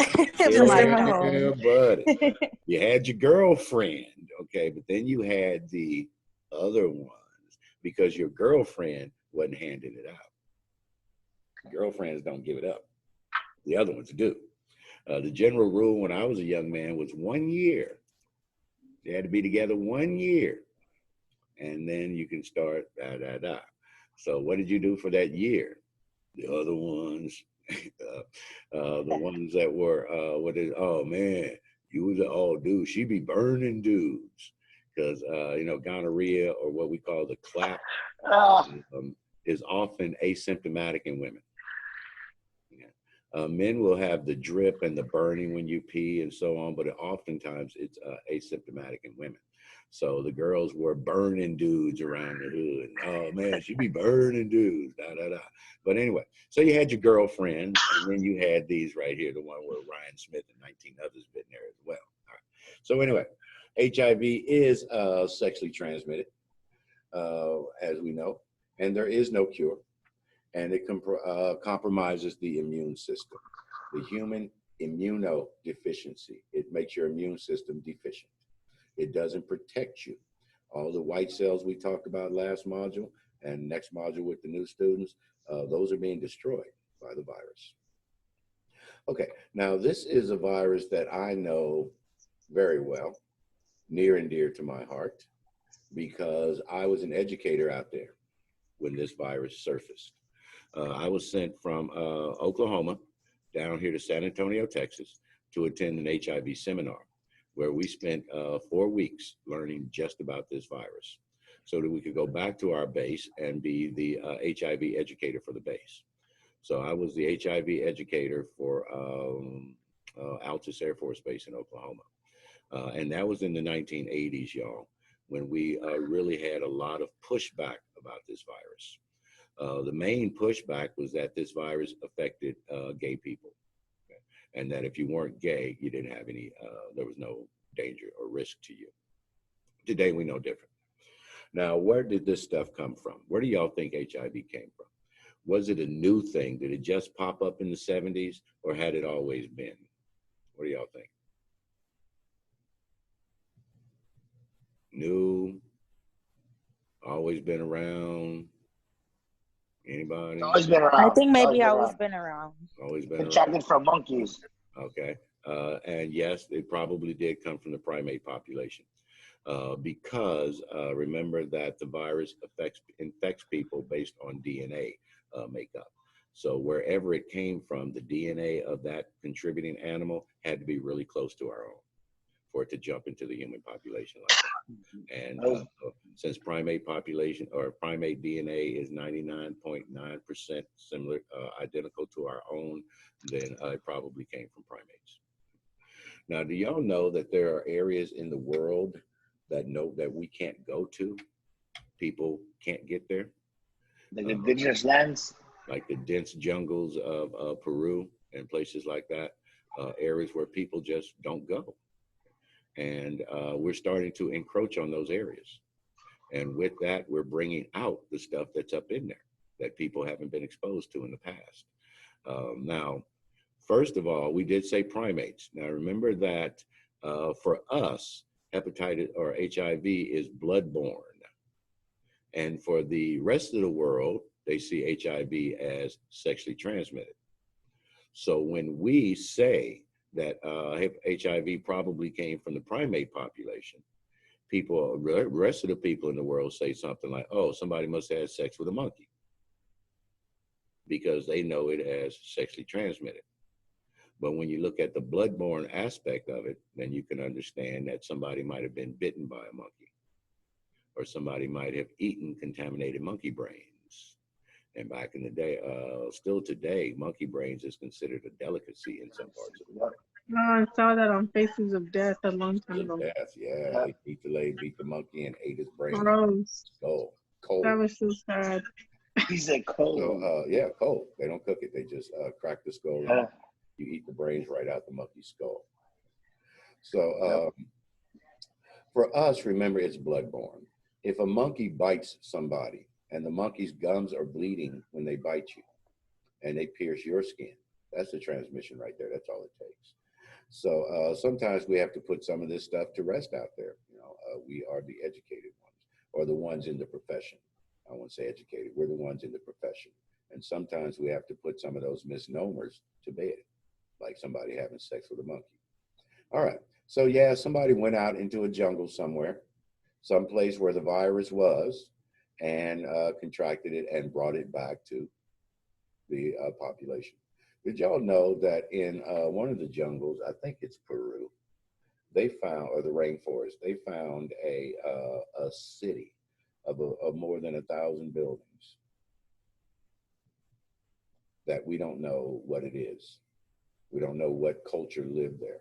And we can't get to those buildings because the jungle is too dense. They can't even drop people in by helicopter. The jungle is so dense.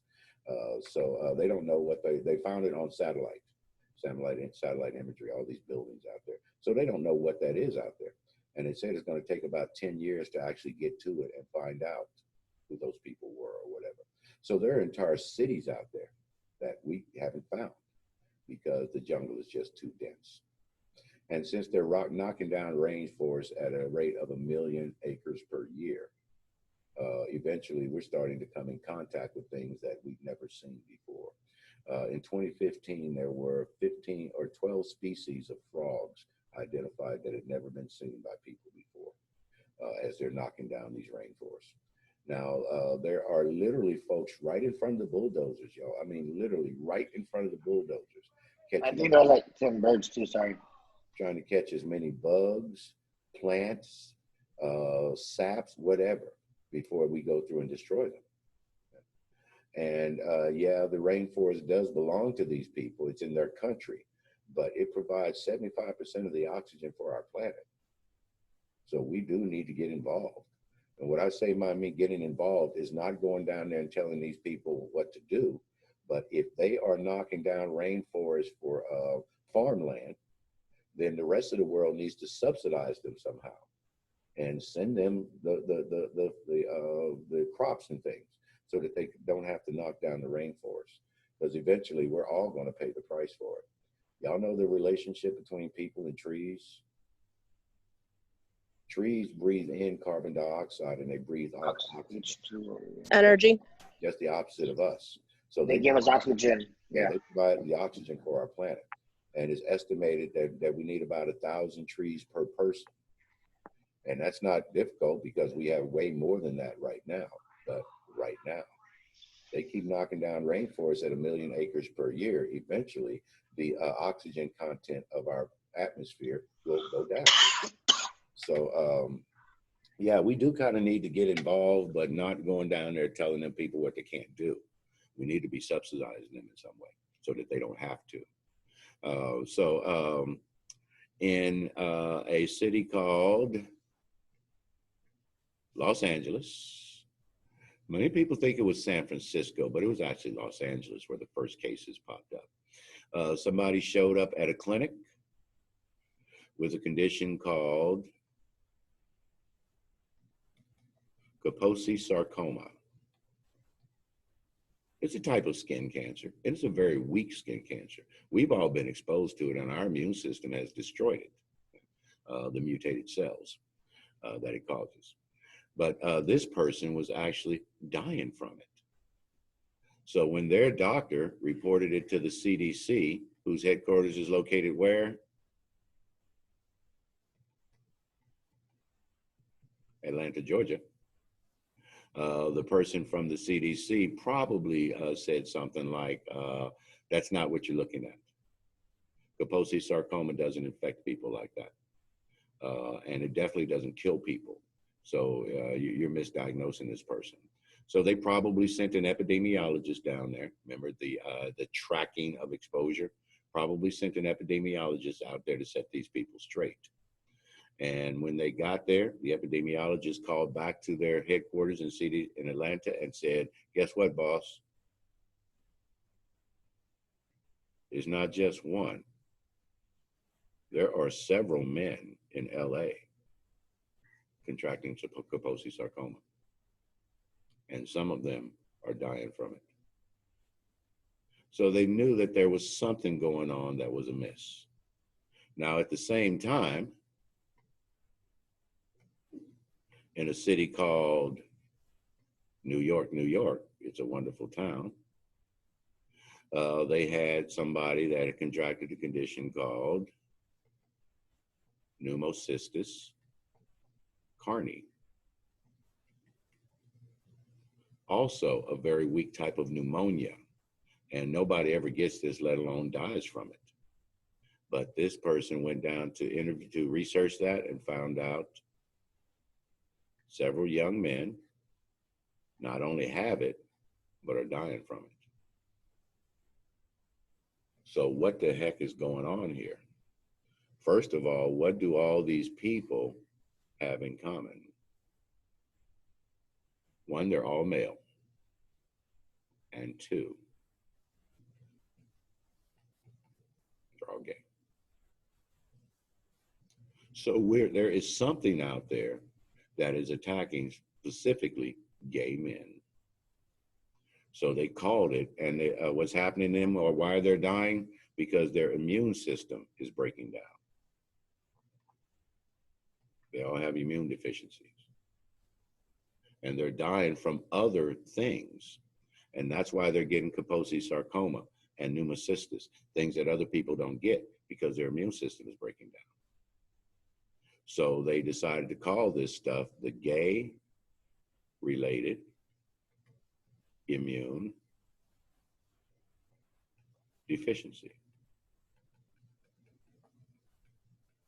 or GRID. You got the GRID. Okay. So they started doing contact wheels between these two, the people. A contact wheel is when you take an infected person and you have them list all of their sexual partners for you. I was with this person, I was with this person, I was with that person. And then you interview these people. And I was with this person, I was with this person, I was with that person.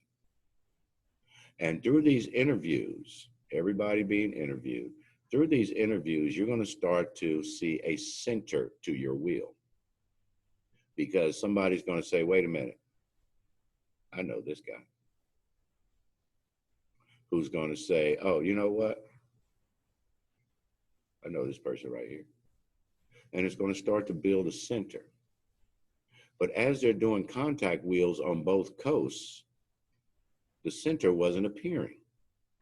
It was just kind of all over the place.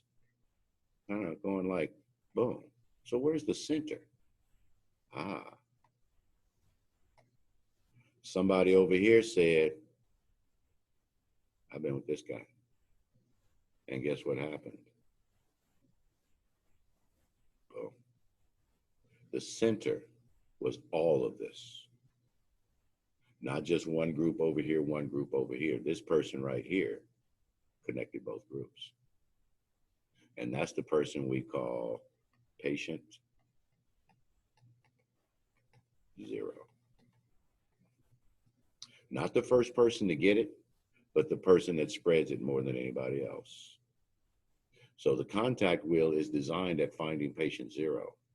And the patient 0 was not on either coast. Patient 0 connected the two.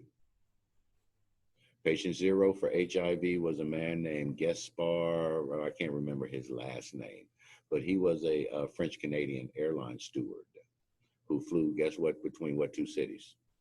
New York and LA. Active in the bathhouse community in San Francisco and LA. Bathhouse mentality, y'all, is where you go into a bathhouse and you meet somebody and you have what's called anonymous sex. Yeah, you just go in, do your thing, get done with that person, meet somebody else. Hey, how you doing? Have some more anonymous sex. So that's the bathhouse mentality, anonymous sex.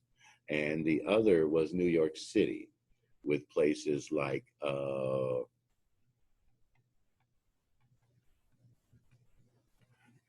ever heard of that place? Sex on the dance floor, y'all. Drugs over the bar. Cocaine was popular during that time. Michael Jackson, all the stars frequented the Studio 54. One night, a lady died on the dance floor. And the party continued. Studio 54, man. Just free love, if you will. Sex on the dance floor. So with this type of mentality going on in these two areas, and by the way, Studio 54 was very popular with transvestites, transsexuals, cross-dressers. They used to have shows, you know, the cross-dressing shows and all that kind of stuff. So it was big in the gay community as well.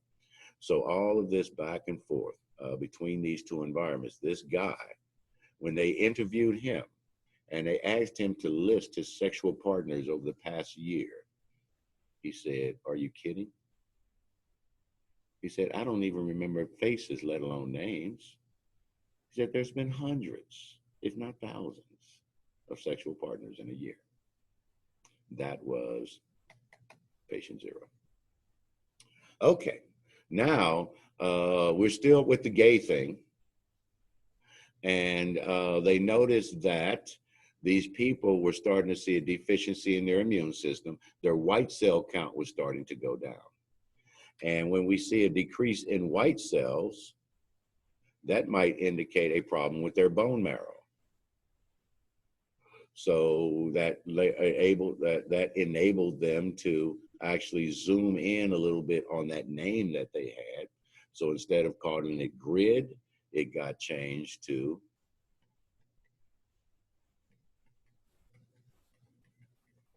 the gay leukemia.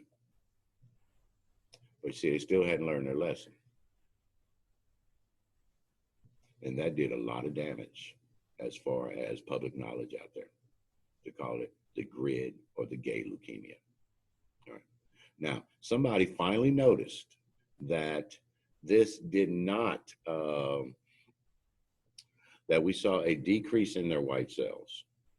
In people with leukemia, you're going to see an increase in the number of white cells. The white cells will be deficient. They won't be able to do their job, but there'll be more of them. So with a decrease in white cells, it was not leukemia. It was something else. And I'm sorry, y'all, I got the names backwards. It was the gay leukemia first. When they realized it wasn't a leukemia, then that's when they started calling it GRID, gay-related immune deficiency. But they still hadn't learned their lesson. Gay. And then one year, when this started to become a problem worldwide, and the epicenter was the United States. However, it was breaking out worldwide. The World Health Organization had a meeting on this, and a French doctor bogarted their meeting. Remember I said you had to be invited? This guy just showed up. And he just kind of busted in, and they actually had to have security drag him out. And what he said to them was, you got to be pretty arrogant to believe that a virus attacks somebody based on their sexual preference. And he's probably a gay doctor. But when they finished that meeting, human immunodeficiency virus. Excuse me, no. After that meeting, it was acquired immune deficiency, not gay related. So acquired immunodeficiency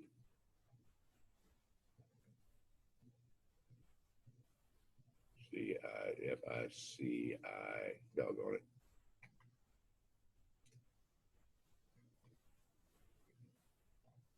Syndrome. Or AIDS. So they took the word gay off. However, the damage was already done. Yeah, people have seen it so much in the news, gay this, gay that, gay leukemia, gay-related immune deficiency. President Ronald Reagan refused to even acknowledge that this virus even existed because it was only killing gay people, and who cared? You see, Ronald Reagan was the closest thing we've ever had to a minister in office. And who cares if it's just killing gay people? What's his name? Jimmy Swaggart. TV evangelist. I mean, big guy, had one of those, million people churches, that type of stuff. Went on TV and pounding the podium. This is God's plague against the gay people. You go against God and you will be punished, and people are just running crazy with the gay thing. And I'm out there trying to teach people about this. I went to one unit on base. This was one of the motor pool units. And I went in to give my briefing. All the young people are sitting there at the tables and and there's one guy standing in the back. I knew he was going to be a problem because he had stripes from shoulder to elbow. I mean, this dude been around for a while. He's leaning back against the wall. He refuses to sit down, even though there's plenty open seats. He's just leaning back against the wall like this. For my entire lesson, which took about an hour and a half, he didn't move from that spot. When I finished answering questions about toilet seats and doorknobs and mosquitoes and blah, blah, blah, I get done And I said, okay, guys, y'all know where to find me if you have any further questions. You know, you can get me at the the emergency room, blah, blah, blah. Okay. And I said, okay, if that's it, then we're finished. And that guy stepped off the wall and he said, hold them. Now, what that means in the military is don't get up, keep your seat. Hold them. And he walked around the room at a very slow pace for dramatic effect, I guess. And I'm looking at him and everybody's looking at him. You know, he's the center of attention right now. He gets around to the front and he literally steps in front of me. And he said, let me tell y'all something. Anybody in my unit get this stuff? And I'm telling everybody on your faggot ass. This guy was the senior NCO in that unit. I'm telling everybody on your faggot ass. And I said, well, sir, that's illegal. Well, I don't care. I'll just be breaking the damn law then, Sarge. Called me Sarge. You better get out of my face with that bullshit. I don't care, Sarge. So anyway, that's the mentality we're dealing with out there, trying to teach people that this is not a gay thing. Okay, this is a sex thing. So anyway, now we have the virus, the name of the disease, acquired immune deficiency syndrome. But what's causing it in people? Nobody knows yet. The virus hadn't been discovered yet. So it was a competition or a race, if you will, between the United States and France. Who's going to find this virus first? Because the one that does, guess what? That's your ticket, man. Boom. You'll do nothing but write books and speak for the rest of your life if you're the one that actually isolates this virus first. So there's a big competition between the two countries. And France found it first. And they sent a copy of their virus to the United States researchers for them to confirm that France had found the actual virus. And what do you think they did? They stole it and claimed credit for it. So now there are laboratories all over the world. There are drug companies everywhere waiting to get copies of this virus so that they can start producing drugs for it and make that millions and millions of dollars that they see coming their way, billions of dollars that they're going to make once they're ready to start researching with this stuff. However, what's the word I'm looking for? The battle between U.S. and France stayed in the courtrooms for 4 years. And during that time, that virus could not be released for research. So they held back research 4 years over just who discovered it first. All right. So they finally agreed in order to get this virus out there so people can start researching on it. The French and Americans agreed to have dual credit for discovering the virus. The doctor who actually stole it ruined his career. So anyway, so now we have the virus. The human is one I was writing earlier. The human immunodeficiency virus, or HIV. So HIV is the virus that causes AIDS in people. AIDS is the sickness. HIV is the virus that causes it. It breaks down their immune system. Okay, so all this drama over this virus, guys, who found it first and ... actually slowed down the ability to research and find viable treatments for it. Now, there was still one issue. We have the virus. We know what causes AIDS in people. So how is it transmitted? Is it strictly sex? Or is it passed through the blood? It's blood. And if it is, what are we going to do about blood transfusions? That's what Magic Johnson did, right? Can I say what, Chris? That's what Magic Johnson did, right? Okay, you're breaking up. I can't really understand you. I said that's what Magic Johnson did, right? For like 20, 30 years, blood transfusions. Mm-hmm. To clean the blood up to get cleared. Didn't he get cleared? So is this stuff passed through blood transfusions? And if it is, are we in trouble? Yes, we were. Yes. In the So they don't test blood transfusions? Yes, they do today. But in the 1980s, they didn't, because the blood bank refused to. They said, you want us to test all the blood products in the country? You know how much that's going to cost? If you want us to do that, you're going to have to prove that it's passed through blood transfusions. And it took them a little while to do that. From a movie called And the Band Played On. I don't know if it's the actual verbiage, but the line was perfect, where the lady in the movie said, it's going to take somebody with more money and clout than God to get this stuff before people will pay attention. And that's exactly what happened. Somebody from what we call new money, or excuse me, old money.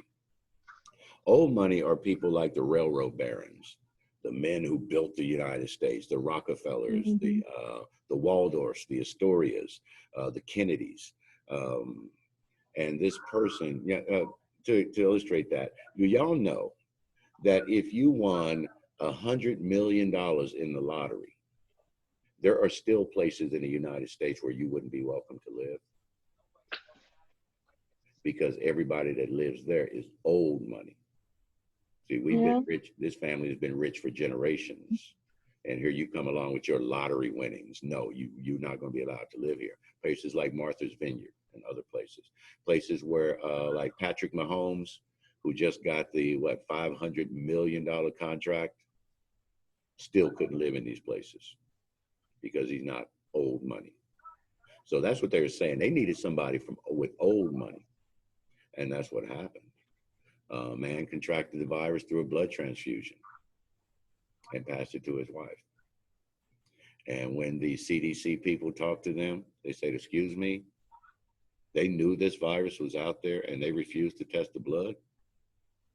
And the rumor is that this person made one phone call, and within 6 months, all the blood in the United States was being tested on a regular basis. And that What person was it? 1985. I don't remember the person's name, but it wasn't like a famous person. It was just somebody who's been rich for generations because their granddaddy was the person who built the railroads or something. And they probably made more money.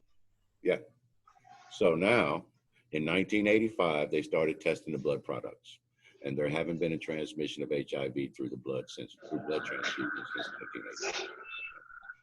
1985. So that is, boom. Now we're testing the blood. Okay. But the trick now is to still convince people out there in the world that it's not just a gay thing. It's still today, y'all. My daughter went out with a guy, and when she asked him about testing, he said, I ain't no faggot.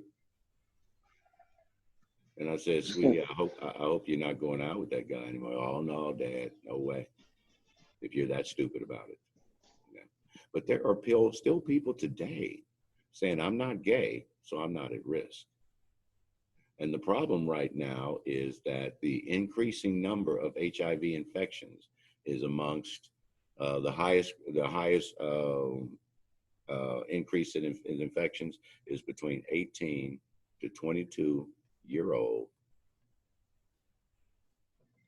females. Women are getting it more than men today. And why do you think that is? Why do you think that if, and this is true, that if a male is HIV positive, the chances of the female contracting the virus is greater than if the female is positive and the male is not? Why do you think transmission from male to female is higher than the female to male transmission? Why y'all think that is? Probably because men sleep with a lot more women. Yeah, put it on us. Yeah. Because the entry. Say what, Chris? Because the entry. Because The vaginal tract. Because of the entry. Remember Can get that more in, infections faster. female to male sex, there's nothing being deposited in the male body. And in this case, boom, the virus is being deposited into the female. And that's the same with male to male sex. The virus is being deposited into the other person's body. So in female to male transmission is actually quite low. The highest risk is male to female or male to male. Semen is being deposited in their body. And then the tears getting in through the vaginal tract or through the rectal tract, okay, because of the tears that happen during intercourse. So the highest increase in HIV infections is amongst females today. And y'all know what the second highest group is? It's not like male or female. The second highest group is 50 and older. My group. Why are we getting HIV so much? Because we're getting divorced, spouses are passing on or passing away, and we're looking for new partners out there. And we're 50 years old, so who cares? It takes virus like 30 years to really kill somebody. Okay, I'm 50. Who cares? Yeah, buddy. Guys, sex just gets better as you get older. I'm sorry, you young people. I'm sorry y'all like to brag about how y'all can go all night. Well, I can go real good for 15 minutes. Yeah, sex gets better as you get older. Don't even try it. Yeah, I think y'all got a lock on sex. Let me tell y'all something. So anyway, we're starting to see a big increase in the infection amongst people who are 50 and older. So today, did y'all know that there's a medication you can take that prevents HIV contraction? It's a pill, but you got to take it every day. So it's only recommended for people who are like in a relationship with somebody who's HIV positive, because the rest of the world just not going to walk around taking a pill every day, just in case. So, but if your partner's HIV positive, you go on this pill, you won't contract HIV from them. But again, you got to take it every day. So now, how long is it going to be before it goes from every day to once a week? Then to once a month, then once a year, and finally once every 10 years. The vaccine is on its way. And again, you'll see it in your lifetime. And that's probably how it will progress. The pill that you take every day will become an injection that you get every week, and then every month, and eventually you only need it every 10 years. So the vaccine is on its way. And that's the good news. And when they develop that vaccine, guess what? The same thing is going to happen when they discovered penicillin and they eradicated syphilis. Ooh, free love. We can all go out and do it again. And that was the 70s. Free love, the hippie movement. Yeah, Woodstock and And yeah, communes and blah, blah, blah. Charles Manson and all these communes popping up because sex was free again. When they discover or when they develop this vaccine for HIV, people are going to go back into another era of free love. And guess what's going to happen? Something new is going to come along. It's going to become immune to the... A new virus is going to come along that's going to put a stop to all that. And this new stuff that comes might kill everybody in a year. HIV was killing people in about 7 years at the beginning. Now, there's a guy I met from the AIDS Foundation here in San Antonio, and he had HIV for 20 years and has had AIDS for about 25 years. So it's been 45 years since his first exposure, or since his exposure, and he's still alive. So today, the virus probably needs to be taken off of the lethal list. It's not lethal anymore. Chances are you'll die from something else before the virus actually kills you. But Who wants to contract this at 18 years old? And for the rest of your life, married, engaged, whatever, you're going to have to use protection with your partner. Now, wouldn't that just suck big time? You know, for me, it's the intimacy. You know, you are, you know, something you have to consider before you can have sex with my wife. Oh, babe, I gotta go get the condoms. Or do we have condoms? Or here, let's stop right in the middle and put this thing on and da, da, da, da, da. It's just, how's it gonna affect your life? You contract either one of these three. Well, hepatitis B or HIV as a young person. It's gonna affect everything you do as far as relationships and so on. Now, let me ask you a question. What if you went out to the club or wherever at the family reunion, well, not the family reunion, but at a party, and you meet that perfect guy? I mean, there he is, man. I mean, says all the right stuff, wears all the right clothes, all the same interests you do. I mean, it's just a perfect thing. And then when it's time to say, okay, sweetie, listen, you know what? I really like you. I think it's time we got busy. You know what I mean? I want to climb that mountain. And then he says, wait a minute. That's something I got to tell you. I'm HIV positive. How many of you would continue in the relationship?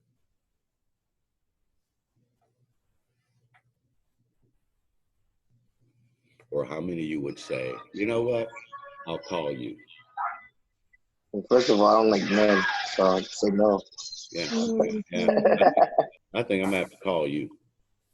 In other words, yeah, I'll call you. Yeah, I'll call you, no problem. Mm-hmm. Yeah, you know you're gonna call.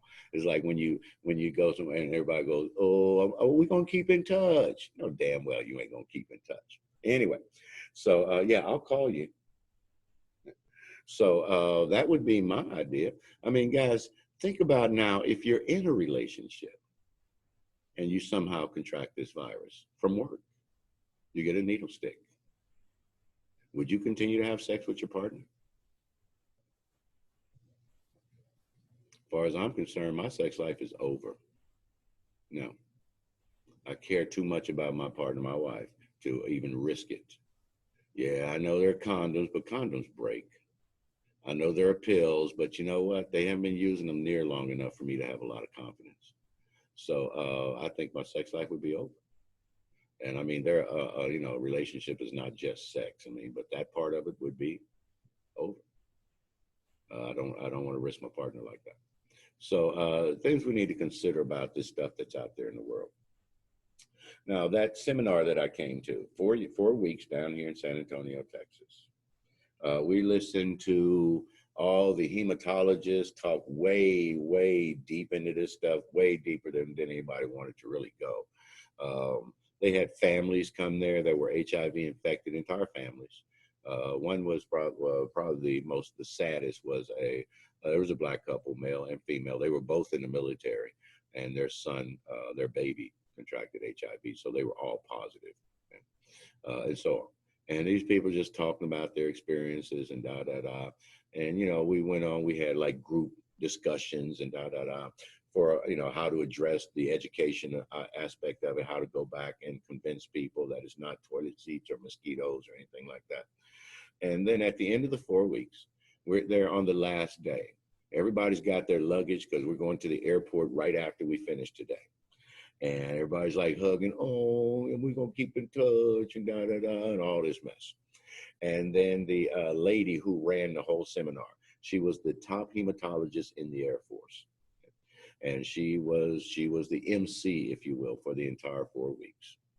And she stood up, she said, I know everybody's anxious to get out of here today, but before you go, I want to ask one question. How many of y'all know somebody who's HIV positive? And there were people raising their, oh, look, somebody over there, da, da, da. And then she said, everybody in the room should have their hands up because I'm HIV positive. She was the one that was stuck in the elbow on the ward that day. Technician was drawing blood from it. It was an HIV ward too.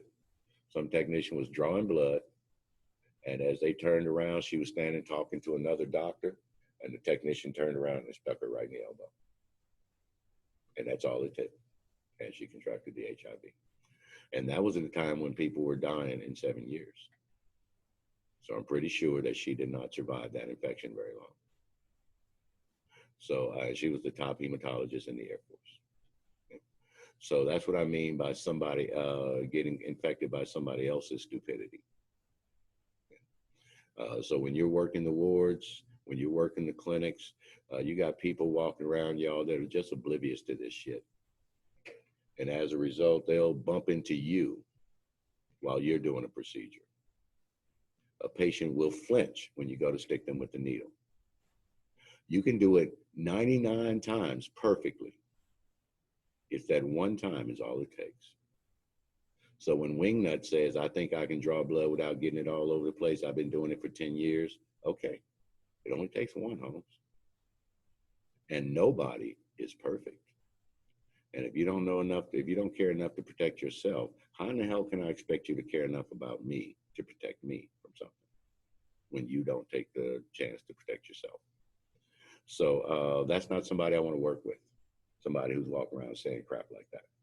And I might start looking for a new place to work because I'm not going to fall prey to your stupidity. So anyway, some people out there still do not take this stuff seriously enough. I know HIV, you know, you hardly ever hear the word in the news anymore.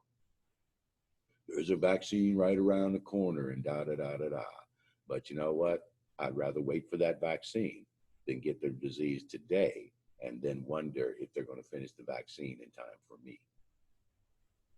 Protect yourself out there. You're having sex with everybody that your partner has had sex with. And you need to always keep that mentality. There are too many people out there who just believe it's a gay thing, still today, in this day and age, if you can believe that or not. All right, so those are the top 3 for OSHA and what they chose to pay attention to: hepatitis B, hepatitis C, and HIV. The virus destroys your T cells, We went through all of this. Okay, now, and the band played on, that is the name of the movie. If you want to see that, it's a good movie for the discovery of the HIV virus and how they went through the legal system and all that. Okay, so if you are infected today, I put 16 to 20. Is it 18 to 20, 16 to 20? Okay, I said 18. If you're infected today, how long is it going to take before enough antibodies show up in your blood for it to be detectable on a test? About 12 weeks.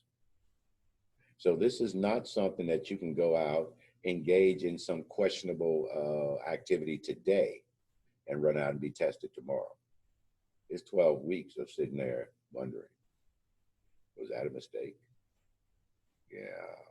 Okay. Now, when is it a good time to ask somebody about testing, you think? In a relationship. When is a good time to breach the subject with your partner? When you first meet them. On the first date? Damn. Yeah. I'll be like, damn, she don't play. So how you doing? My name's Robert. You been tested? All right. Any other school of thought on that? Whenever you just start to have the intercourse with them, or about before you. I'll say so before you have sex. Okay. There's an issue with that one as well, because you start having that Johnny Walker judgment.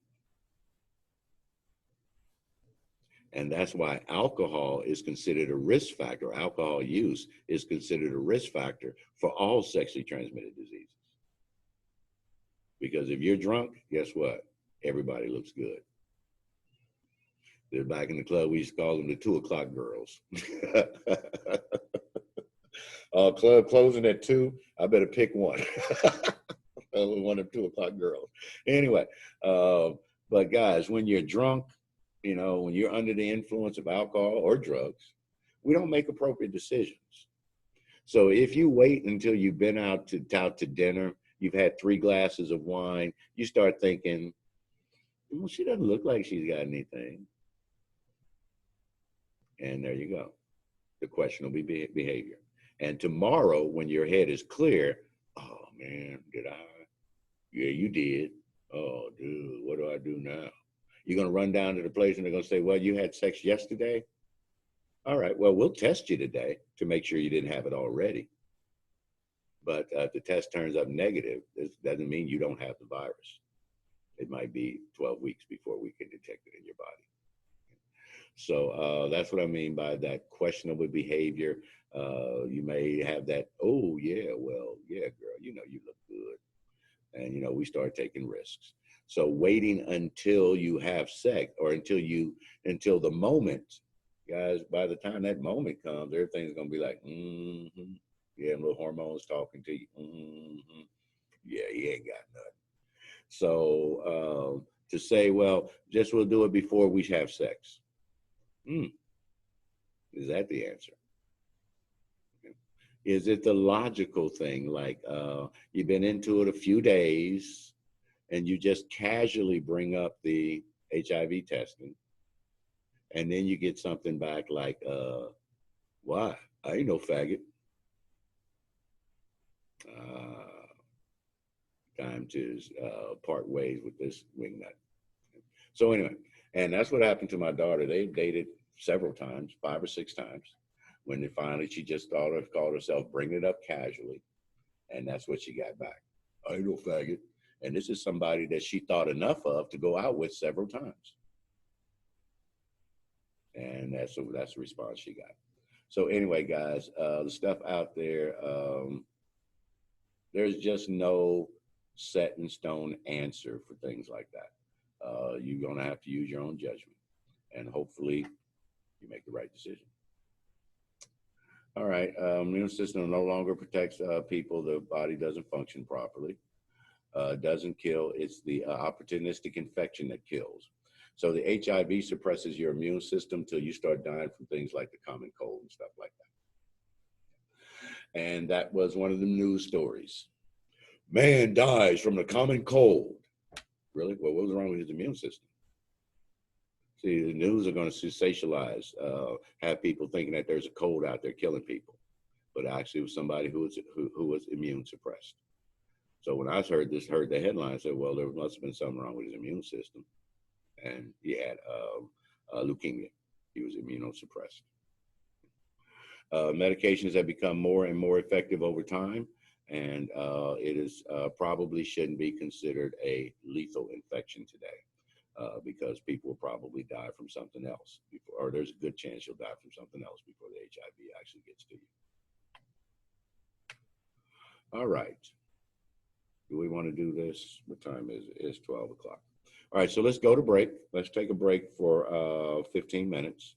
And when we come back, we will talk about what this is. Y'all can probably get a hint already. It's titled Student Presentations. We'll talk about it when we come back from break. So let's come back at 10 after.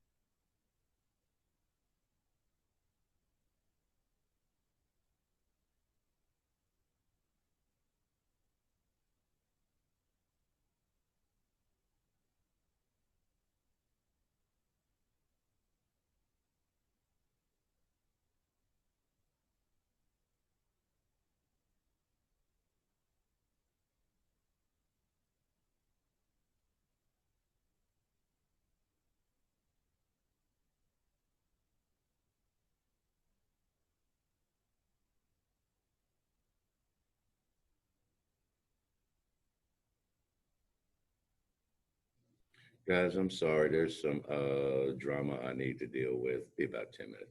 No big deal. Nothing. No active shooter or nothing like that. But it'll be about 10 minutes before I'll be back.